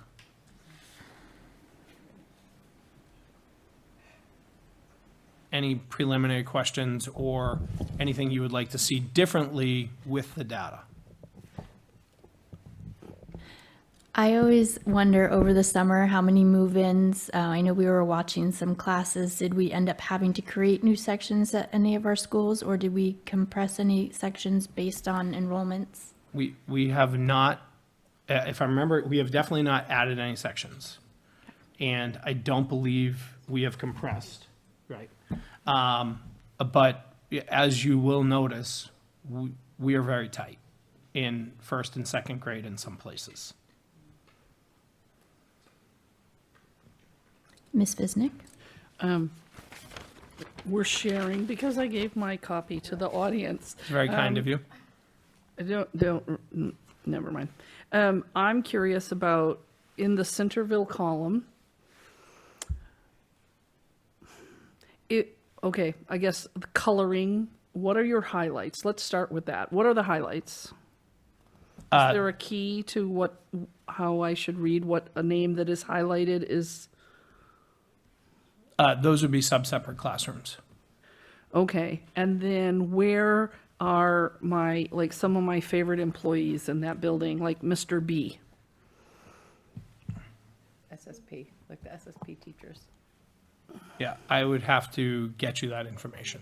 Okay, so these are Or not in essence.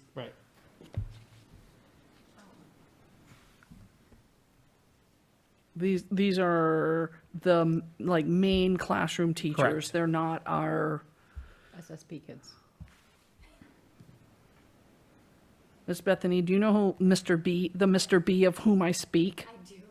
He's no longer at Centerville. That's what, yeah, he's at Ayers. He's where? At Ayers. Oh. So that Peter would be the SSP teacher? Is those the SSP kids in that section then? Sharing this microphone. I can't actually read this very well, but Mr. B is at Ayers, and he's no longer a classroom teacher in that role, which, yeah. He's a special. Correct, he's a specialist teacher, so that's why he's not on that pattern. So then I guess I'm looking, knowing what role he filled, and I apologize for just calling out one specific teacher, but I'm just trying to look at this data and make sense of it. Like, where is the new Peter person at the bottom of the sheet? Correct, Peter now has Is- taken the place of Mr. B. So those are the And is on that SSP sheet. kids, essentially. He's the teacher in SSP, correct. Okay, So those are all the special ed kids in those sections. okay, No one else. the separate classrooms. Okay, Yeah. cool, thanks. So, I have a question. So I know this sounds like a lot, this probably is a lot, but is it possible to see how many students on IEPs are in each classroom? I wonder if that might be too identifying of information. However, we could definitely maybe disaggregate that and give those numbers. Thank you.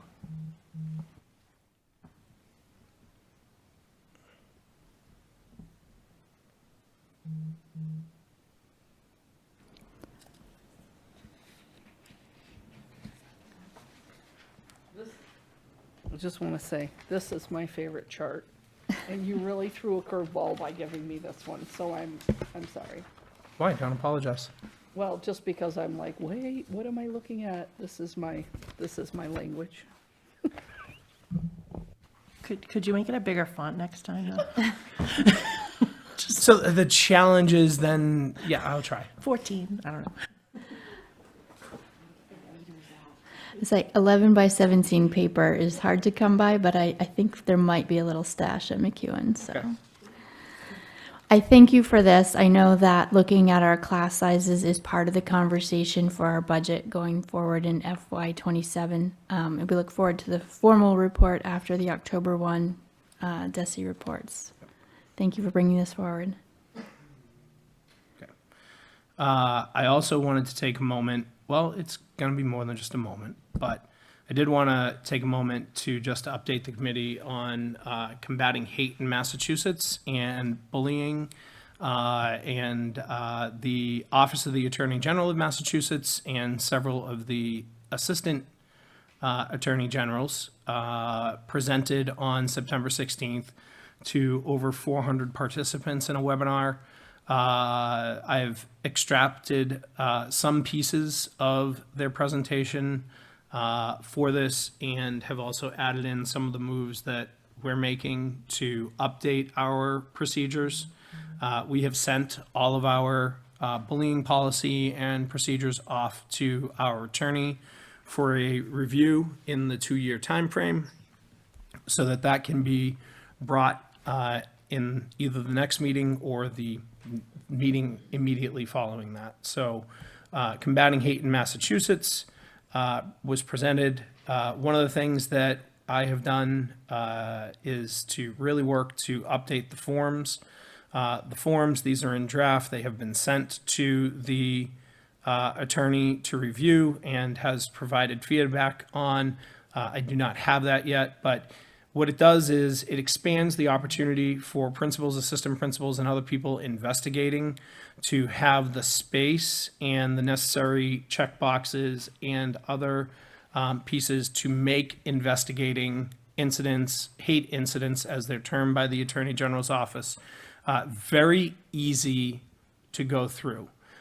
So you'll see up on the screen, I did not share this with you in printed form. I will do so once everything is fully updated, but to have the primary investigator's name, have an investigation start date, to really review and attach the bullying reporting form to make sure that the staff consultations are done, that student interviews are conducted, and physical injuries are examined by school nurses, printouts of blog posts, social media networking pages, emails, anything that may help to make and inform a decision and to make sure that we have a comprehensive packet of information that is part of the investigation report. The form as is the state form right now is really compressed and does not offer the opportunity for on the forms themselves for people to really expand. So this provides the opportunity for our investigators, again, principals, assistant principals, or others who do this work, to really be able to move forward and to provide student safety plans for those students who may be facing this type of aggression. So that is that piece right there. So that will come before this committee in the future. A hate incident or bias incident may be used to describe any hostile, aggressive, harmful, or otherwise unwelcome conduct or speech that is motivated by or demonstrates hate, bigotry, or bias against an individual or group because of their protected characteristics. So again, here's a slide from the presentation. Categories are not mutually exclusive, and they all need to be considered when evaluating a hate incident. So the hate incident is the larger overall encompassing incident. And then is it bullying? Is it criminal harassment? They don't have criminal in there, but is criminal harassment? Criminal harassment is defined by at least three unwanted incidents directed towards an individual or group of people. And then is it a code of conduct violation as spelled out in school handbooks? And then a much smaller subset following within those hate incidents is an actual hate crime. Okay. They also provided very clear definitions and updated some information here. So bullying generally includes any targeted repeated behavior. There is no number to define bullying. Some people think that it may be 3 or more or something like that. It is not. It is any targeted repeated behavior that causes harm to a student or disrupts the school environment. Although not all bullying is bias related, bullying behavior frequently stems from prejudice or hate. Harassment is any conduct that creates or contributes to the creation of an intimidating or hostile environment for a student because of their protected characteristics. A single severe hate incident may create an intimidating or hostile environment. So too may a series or a pattern or series of events. And bullying and harassment can be verbal statements, graffiti, online, social media activity, or violent and threatening physical contact. And then cyberbullying refers to bullying that is carried out using technology, most commonly through social media and messaging apps. I do want to make this very clear for parents and caregivers and students. It is exceptionally important to preserve any technological data from social media apps or from messaging apps, because generally speaking, principals, assistant principals, and other people investigating this do not have access to those. So it is exceptionally important that families and caregivers and students preserve that data so it can be turned over to the investigating parties. When an investigation concludes that bullying and harassment has occurred, we are legally required to take concrete steps. So we have to stop the problematic behavior and prevent it from recurring. We have to ensure the victim's safety. Victim may also be considered the target.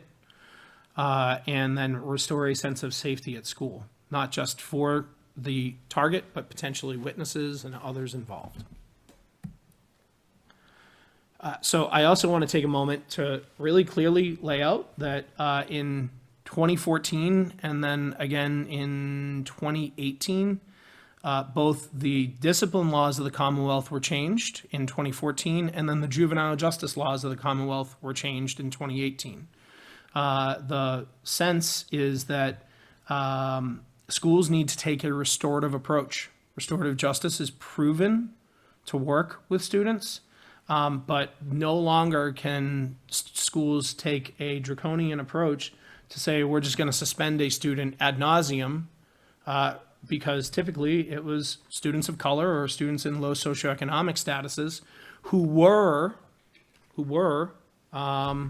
discriminated against and were over suspended. So the maximum that any student can be suspended is 10 days. So schools, number one, need to be exceptionally careful with how they suspend. And also, generally speaking, suspension is not a good tool to utilize to help educate our students. But we also have to make sure that the discipline is not inadequate so that misconduct then reoccurs.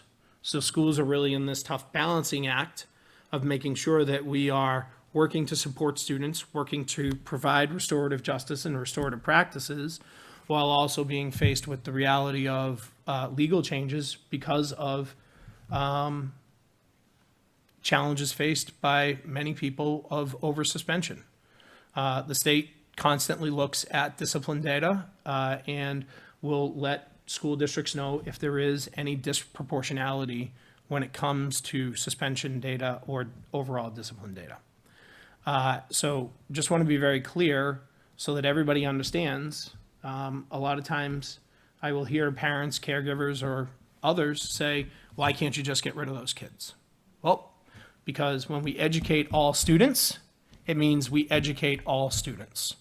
And schools have a moral obligation and a responsibility to make sure that we get to the root cause of bullying, and we really work to help educate students, to help them understand how their behavior is affecting their peers, and to make sure that we don't have that behavior engaging.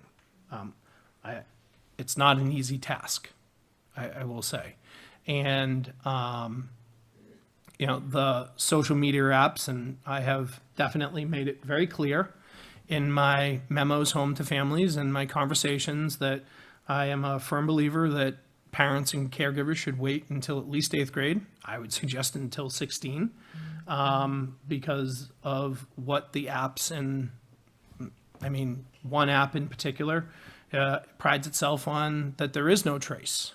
I think it's Snapchat. I'm not on it but you know, it disappears. So the ability to preserve that data, I again, sorry to seem like I'm harping on it, but you know, it is really critical.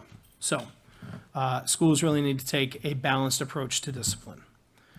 One other thing that was new this year is a flow chart for when to involve law enforcement in these conversations. And so what the Attorney General's office did was similar back to that Venn diagram. I apologize. Everything starts with a hate incident. And so is that hate incident notice to the school, and incidents that happen outside of school but have a causal connection to school are the responsibility of the school to investigate and to work through. And so notice to the school, or is there working with the law enforcement? I met with our SROs today on school safety planning. We'll also be bringing back the SRO agreement, which now needs to be signed annually and agreed to. So we'll make sure that that comes back before this committee. And notice to the school, notice to law enforcement. So the notice of the hate incident to the school investigates. The 3 outcomes by the Attorney General's office here are a code of conduct violation, bullying, or harassment. Earlier on in the process, decisions concerning law enforcement involvement, which may lead to a hate crime investigation, and there could lead to prosecution. But realize also that the juvenile justice laws did change in 2018, which also a lot of times leads to diversion programs. And it's about trying to help heal and improve the person who may have committed the hate crime as opposed to pejorative legal discipline. And so then hopefully there is some type of resolution coming out where the behavior of the aggressor toward the target and the behavior of the aggressor towards others is changed. So all of this is a long way to say that in the next 2 meetings or so, you will have updated policy recommendations from myself and the senior leadership team. You'll have a form to choose to adopt compared to the state-approved form. Legal thinks that our form would be a great addition just because of some of the things it asks people to do, and then move forward from there. And so again, as I like to end every, any questions, by the way, on the bullying and these types of things? Dr. Mackenzie DeFranza and then Ms. Visnick. Yeah, thank you for that. I think it's less of a question, and I'm thinking again about parents listening to this and where things sometimes are tense, where it's not clear what actions are being taken. And so I'm wondering if you could speak a little bit to what schools can share as well as not share about what ramifications are happening, because sometimes, you know, students may say things like, this person did XYZ thing, and I see them walking around like they're here. It doesn't seem like anything happened. And there might be actions taken, but for various reasons, it's not communicated.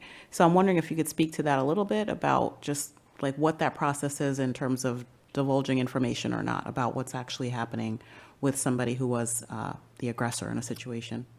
I appreciate that, because one of the critical things is that we have an obligation legally mandated. I chuckle just because I have sat with many parents who want to know how we as a school are going to punish or how we as a school are going to deal with the other student. And I can tell you that through many, many years, I've had to say I unfortunately can't share that information with you because that student's discipline record and what we're doing with that student is confidential. What I can then say is here are some, and I will try to put some of these things in our bullying prevention and intervention plans, but here are some of the things that may happen. And to talk about restorative justice, to talk about that there may be lunch detentions to keep children out of the cafeteria, or that the safety plan may include that an aggressor has to maybe go through a different hallway, to give broad spectrum. But the reality is that in the overwhelming majority of situations, the aggressor will be back in school. That we will have to educate them, and they will be a part of our community. And it is the responsibility of the schools to find a way to protect the target while also educating and helping to improve the aggressor. And so that oftentimes gives little comfort to parents and caregivers when they think about their child having to go back into an environment where they were already the target. But it is required constant vigilance by everybody in the district. And so one of the things that the Attorney General was very clear about, and we will have the obligation to do, is to make sure that it is our bus drivers, our bus monitors, our custodians, I'm going to spare everybody from listing every job in the district, but it is incumbent on literally every single employee of the district, regardless of your position, that if you see something, you say something and you do something, which I wasn't going to mention it, but we are in initial talks to bring the See Something, Say Something app from Sandy Hook Promise. So I'll update the committee as that goes on, but to partner with, the district has previously partnered, Lisa Oliver, and the previous high school principal, Betty Taylor, and I think the high school is still doing things with Sandy Hook Promise, but it's a completely free application that allows students to anonymously report incidents, and then 24/7, 365 monitoring that is that Sandy Hook Promise has committed to maintain as free. So to any district that wants it. So that's a little sidebar, but I'm happy to expand further if need be. Yeah, but thank you for that. That just, it comes up annually in some situation, and I think it's helpful to just do a reminder and explanation about what we can't share and what we can share.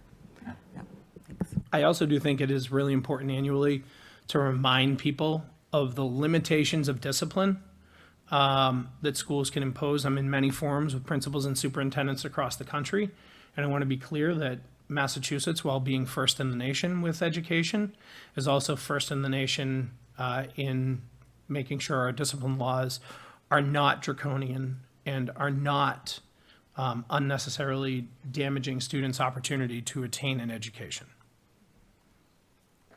Thank you. Ms. Bisnick, I think you had your hand up. Thank you, Madam President.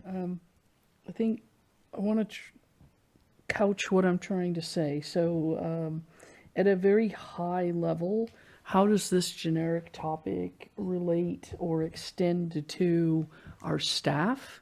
Right, this seems very student-centered, but I believe we have heard from various members of the staff that perhaps they're worried that they're in a hostile work environment.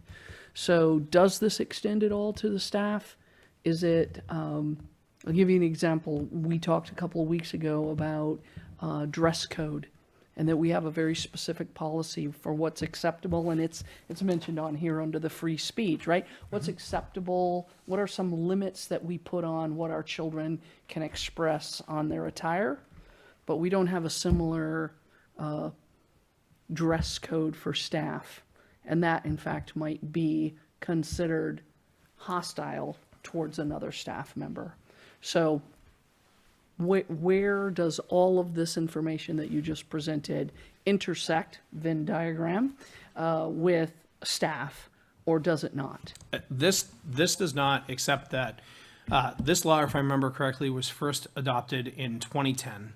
And then it was either 2012 or 2014. So all of this came really after Phoebe Prince in the South Hadley School District took her life following some pretty horrific bullying. And if I remember correctly, the date was 2010 when the first bullying law went into place. And then either 2012 or 2014, there were amendments that expanded who could be considered a bully to then include all staff members.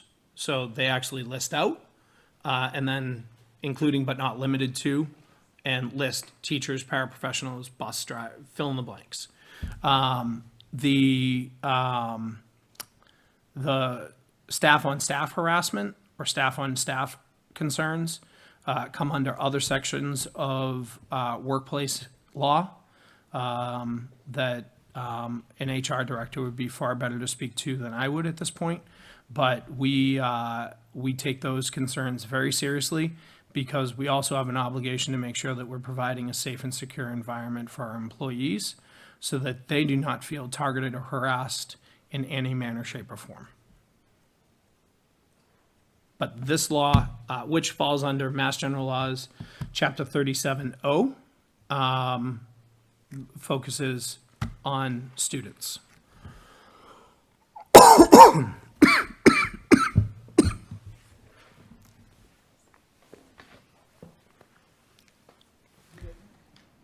Okay, I'm just looking around the table. Do any other members have questions for Dr. Cushing? My question was along the same line, but so with regard to student on teacher or teacher on student, you just answered the teacher, well, the teacher on teacher, but yes. Teacher on student or student on teacher? So teacher on student falls under 37O.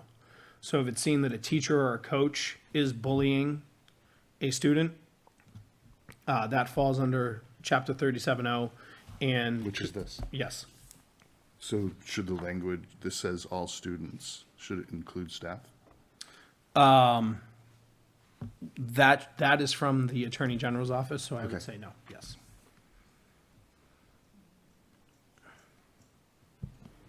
One last call. Anyone? Ms. Visnick? So I just want to call attention to the fact that we had the conversation, and at some point in time, we need to follow up on the staff dress code and whether that's going to be a policy or whether it goes into a procedure or something, because we don't have, it doesn't match our student dress code right now. And I do believe that there's something hanging out there that's problematic. So, you know, it's not on tonight's agenda, but I would hope that it would be on a future agenda. The chair has made a note. Thanks. We will figure it out. Thanks. Okay, thank you so much for your report. A report from the chair this evening is to call everyone's attention to the mail they should have received either Friday or Saturday, depending on your local mail carrier. I also provided links in the agenda so that you would have access to it, just in case you didn't get the physical copy. It is the time of year where our Committee of the Whole entertains resolutions and appoints a delegate to the MASC Annual Conference. Unfortunately, or fortunately, depending on how you look at it, the 80th annual meeting has actually been shifted by a week, and I know that with my own schedule, it is not something I will be attending. First order of business is to figure out if any of our elected members are able to attend November 12th through 14th in Hyannis. Has anyone registered or planned to register?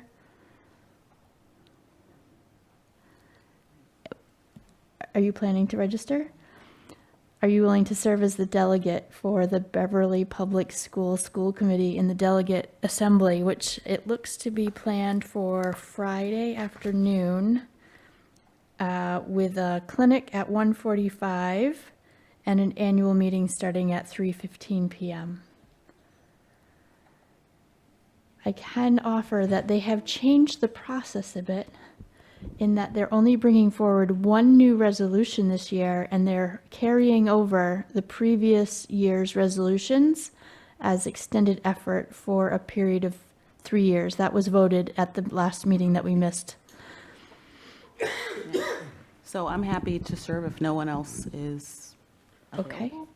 So I will nominate Dr. Kenan Mackenzie DeFranza to serve as the Beverly Public School delegate. And I heard Ms. Visnick second that.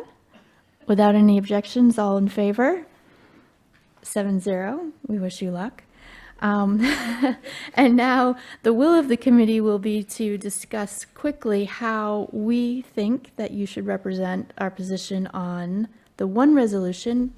And I'm not going to read the entire thing, but I will just briefly do the intro and the therefore it be it resolved. So the one resolution being brought forth to the delegates is a resolution removing BMI testing from schools. So that's a measurement of body index.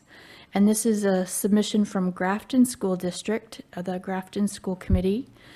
And it says, whereas the BMI formula was developed in 1832 based on measuring a population of adult men, presumably all white, not only does it not accurately represent racial and ethnic differences in normal body composition or normal development shifts as students move through puberty, but it also does not differentiate from fat, muscle mass, or fat distribution on the body, which would be necessary to categorize health implications. BMI is not a useful health screening tool. There is a lot of additional supporting material, and then the resolution concludes, therefore be it resolved that MASC urges the removal of BMI screening requirements from all public schools. Be it further resolved that MASC urges the express banning of BMI screening in all public schools. Would someone like to make a motion on how the committee would like to instruct our delegate? Ms. Visnick. I'd like to make a motion that we instruct our delegate to vote in favor of that MASC resolution. I will second that. Is there some discussion? Are there any amendments or changes, Dr. Silva? Is there a different way to measure BMI that would be acceptable, or are they just arguing that there's a specific way that they're measuring BMI that that is not accurate. I think this is saying that the particular formula for BMI was developed in 1832 and is not based on collective data of a large population sample. As a parent, I know that I've opted out for my students year after year after year because it is mandated. The nursing staff needs to inform parents and either gain consent or allow parents to abstain. And I think what this is intending to do is to remove this and actually ban it. Beyond that, there are a lot of different references to whether faculty and staff have accurate training to diagnose and manage complex physical health conditions. It doesn't provide any intervention. So there's just a lot of different things that the Grafton School Committee has put together, but the premise is that it shouldn't be a mandated requirement of public schools in Massachusetts. Any other direction for our delegate before we vote on voting in the affirmative? Ms. Visnick. Well, I think the premise of saying we have all these children in our schools and we want them to be healthy, we are expected to provide more and more social services. We often have dental clinics in our schools. We feed our students. We often offer after-school care, right? To some extent, the premise of let's try to help our children know and help their families know if they're on the right track health-wise, that's a wonderful premise. This particular mechanism is not good, and we very quickly slip down the slope of body shaming, right? So I wish Nurse Elder were here to talk about this, but I think that, young females are especially subject to pressure of having a certain body type and looking a certain way. And so, although I wish to recognize the premise and the good, maybe,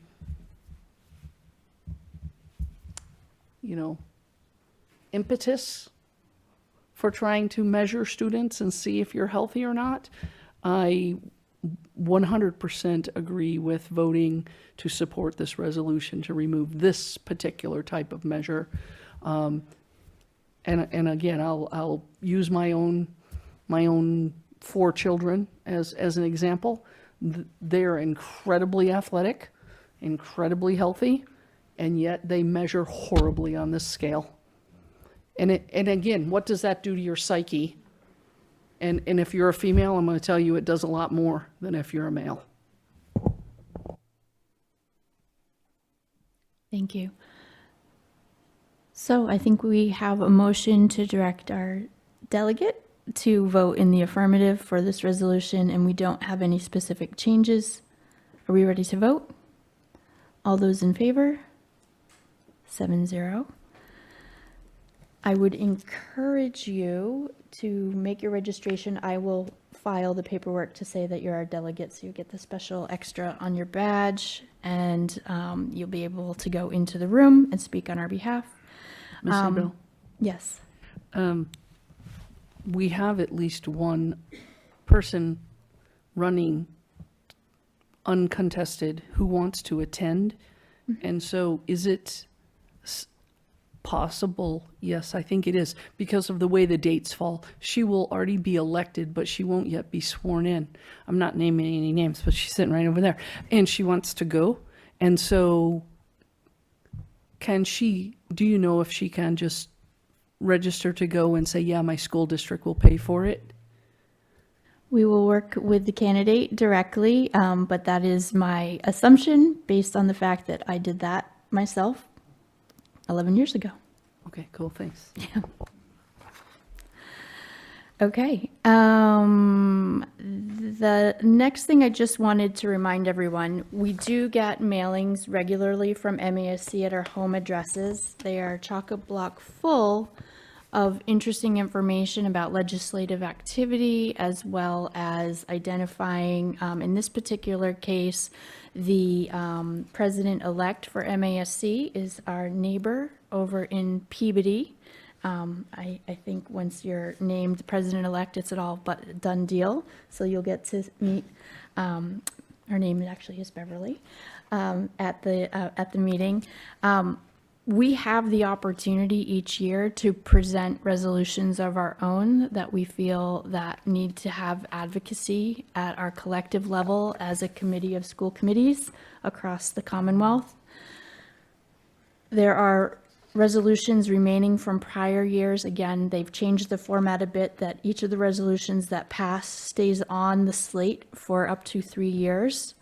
So there are also going to be advocacy opportunities for school committee members regarding sanctuary laws for transgender students, increasing the maximum balance allowed by special education reserve funds, membership on the board of elementary and secondary education, so membership on DESE, preserving local governance of Massachusetts schools, personal financial literacy education, establishment of regional school assessment reserve funds. And I think that's it at this moment. If there are topics that this body wants to introduce, there is a process to make those recommendations to the Resolutions Committee to be included in future MASC conferences. And this is just one of many ways that we can do advocacy. I know Dr. Kenan Mackenzie DeFranza has encouraged our body to think about ways that we can advocate specifically for more funding or for different ways of looking at our resourcing.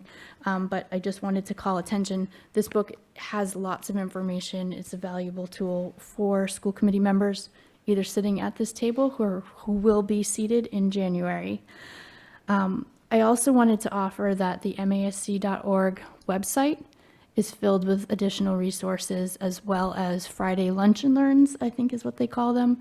There's lots of opportunities to learn more about Chapter 70 funding, about different topics that we are facing at the table, to get perspective from not only experts who have been doing this for many years, but also from other districts who face similar challenges. So I would encourage all existing members and soon-to-be new members to take advantage of masc.org. It's very simple to sign up. They're all free. They're included in our annual dues. The chair is bringing forward 4 items from our policy handbook that are for our first reading this evening. I wanted to highlight in particular, and I think I forgot to print one, so we have BJ, or Bravo Juliet, Bravo Kilo, BK, Charlie Charlie Bravo, CCB, and Charlie Echo. I wanted to highlight in particular Charlie Echo, our administrative councils, cabinets, and committees. It was rather timely that this one came up next on our list. I thank Dr. Cushing for his report out on the resolution and that committee that he's forming.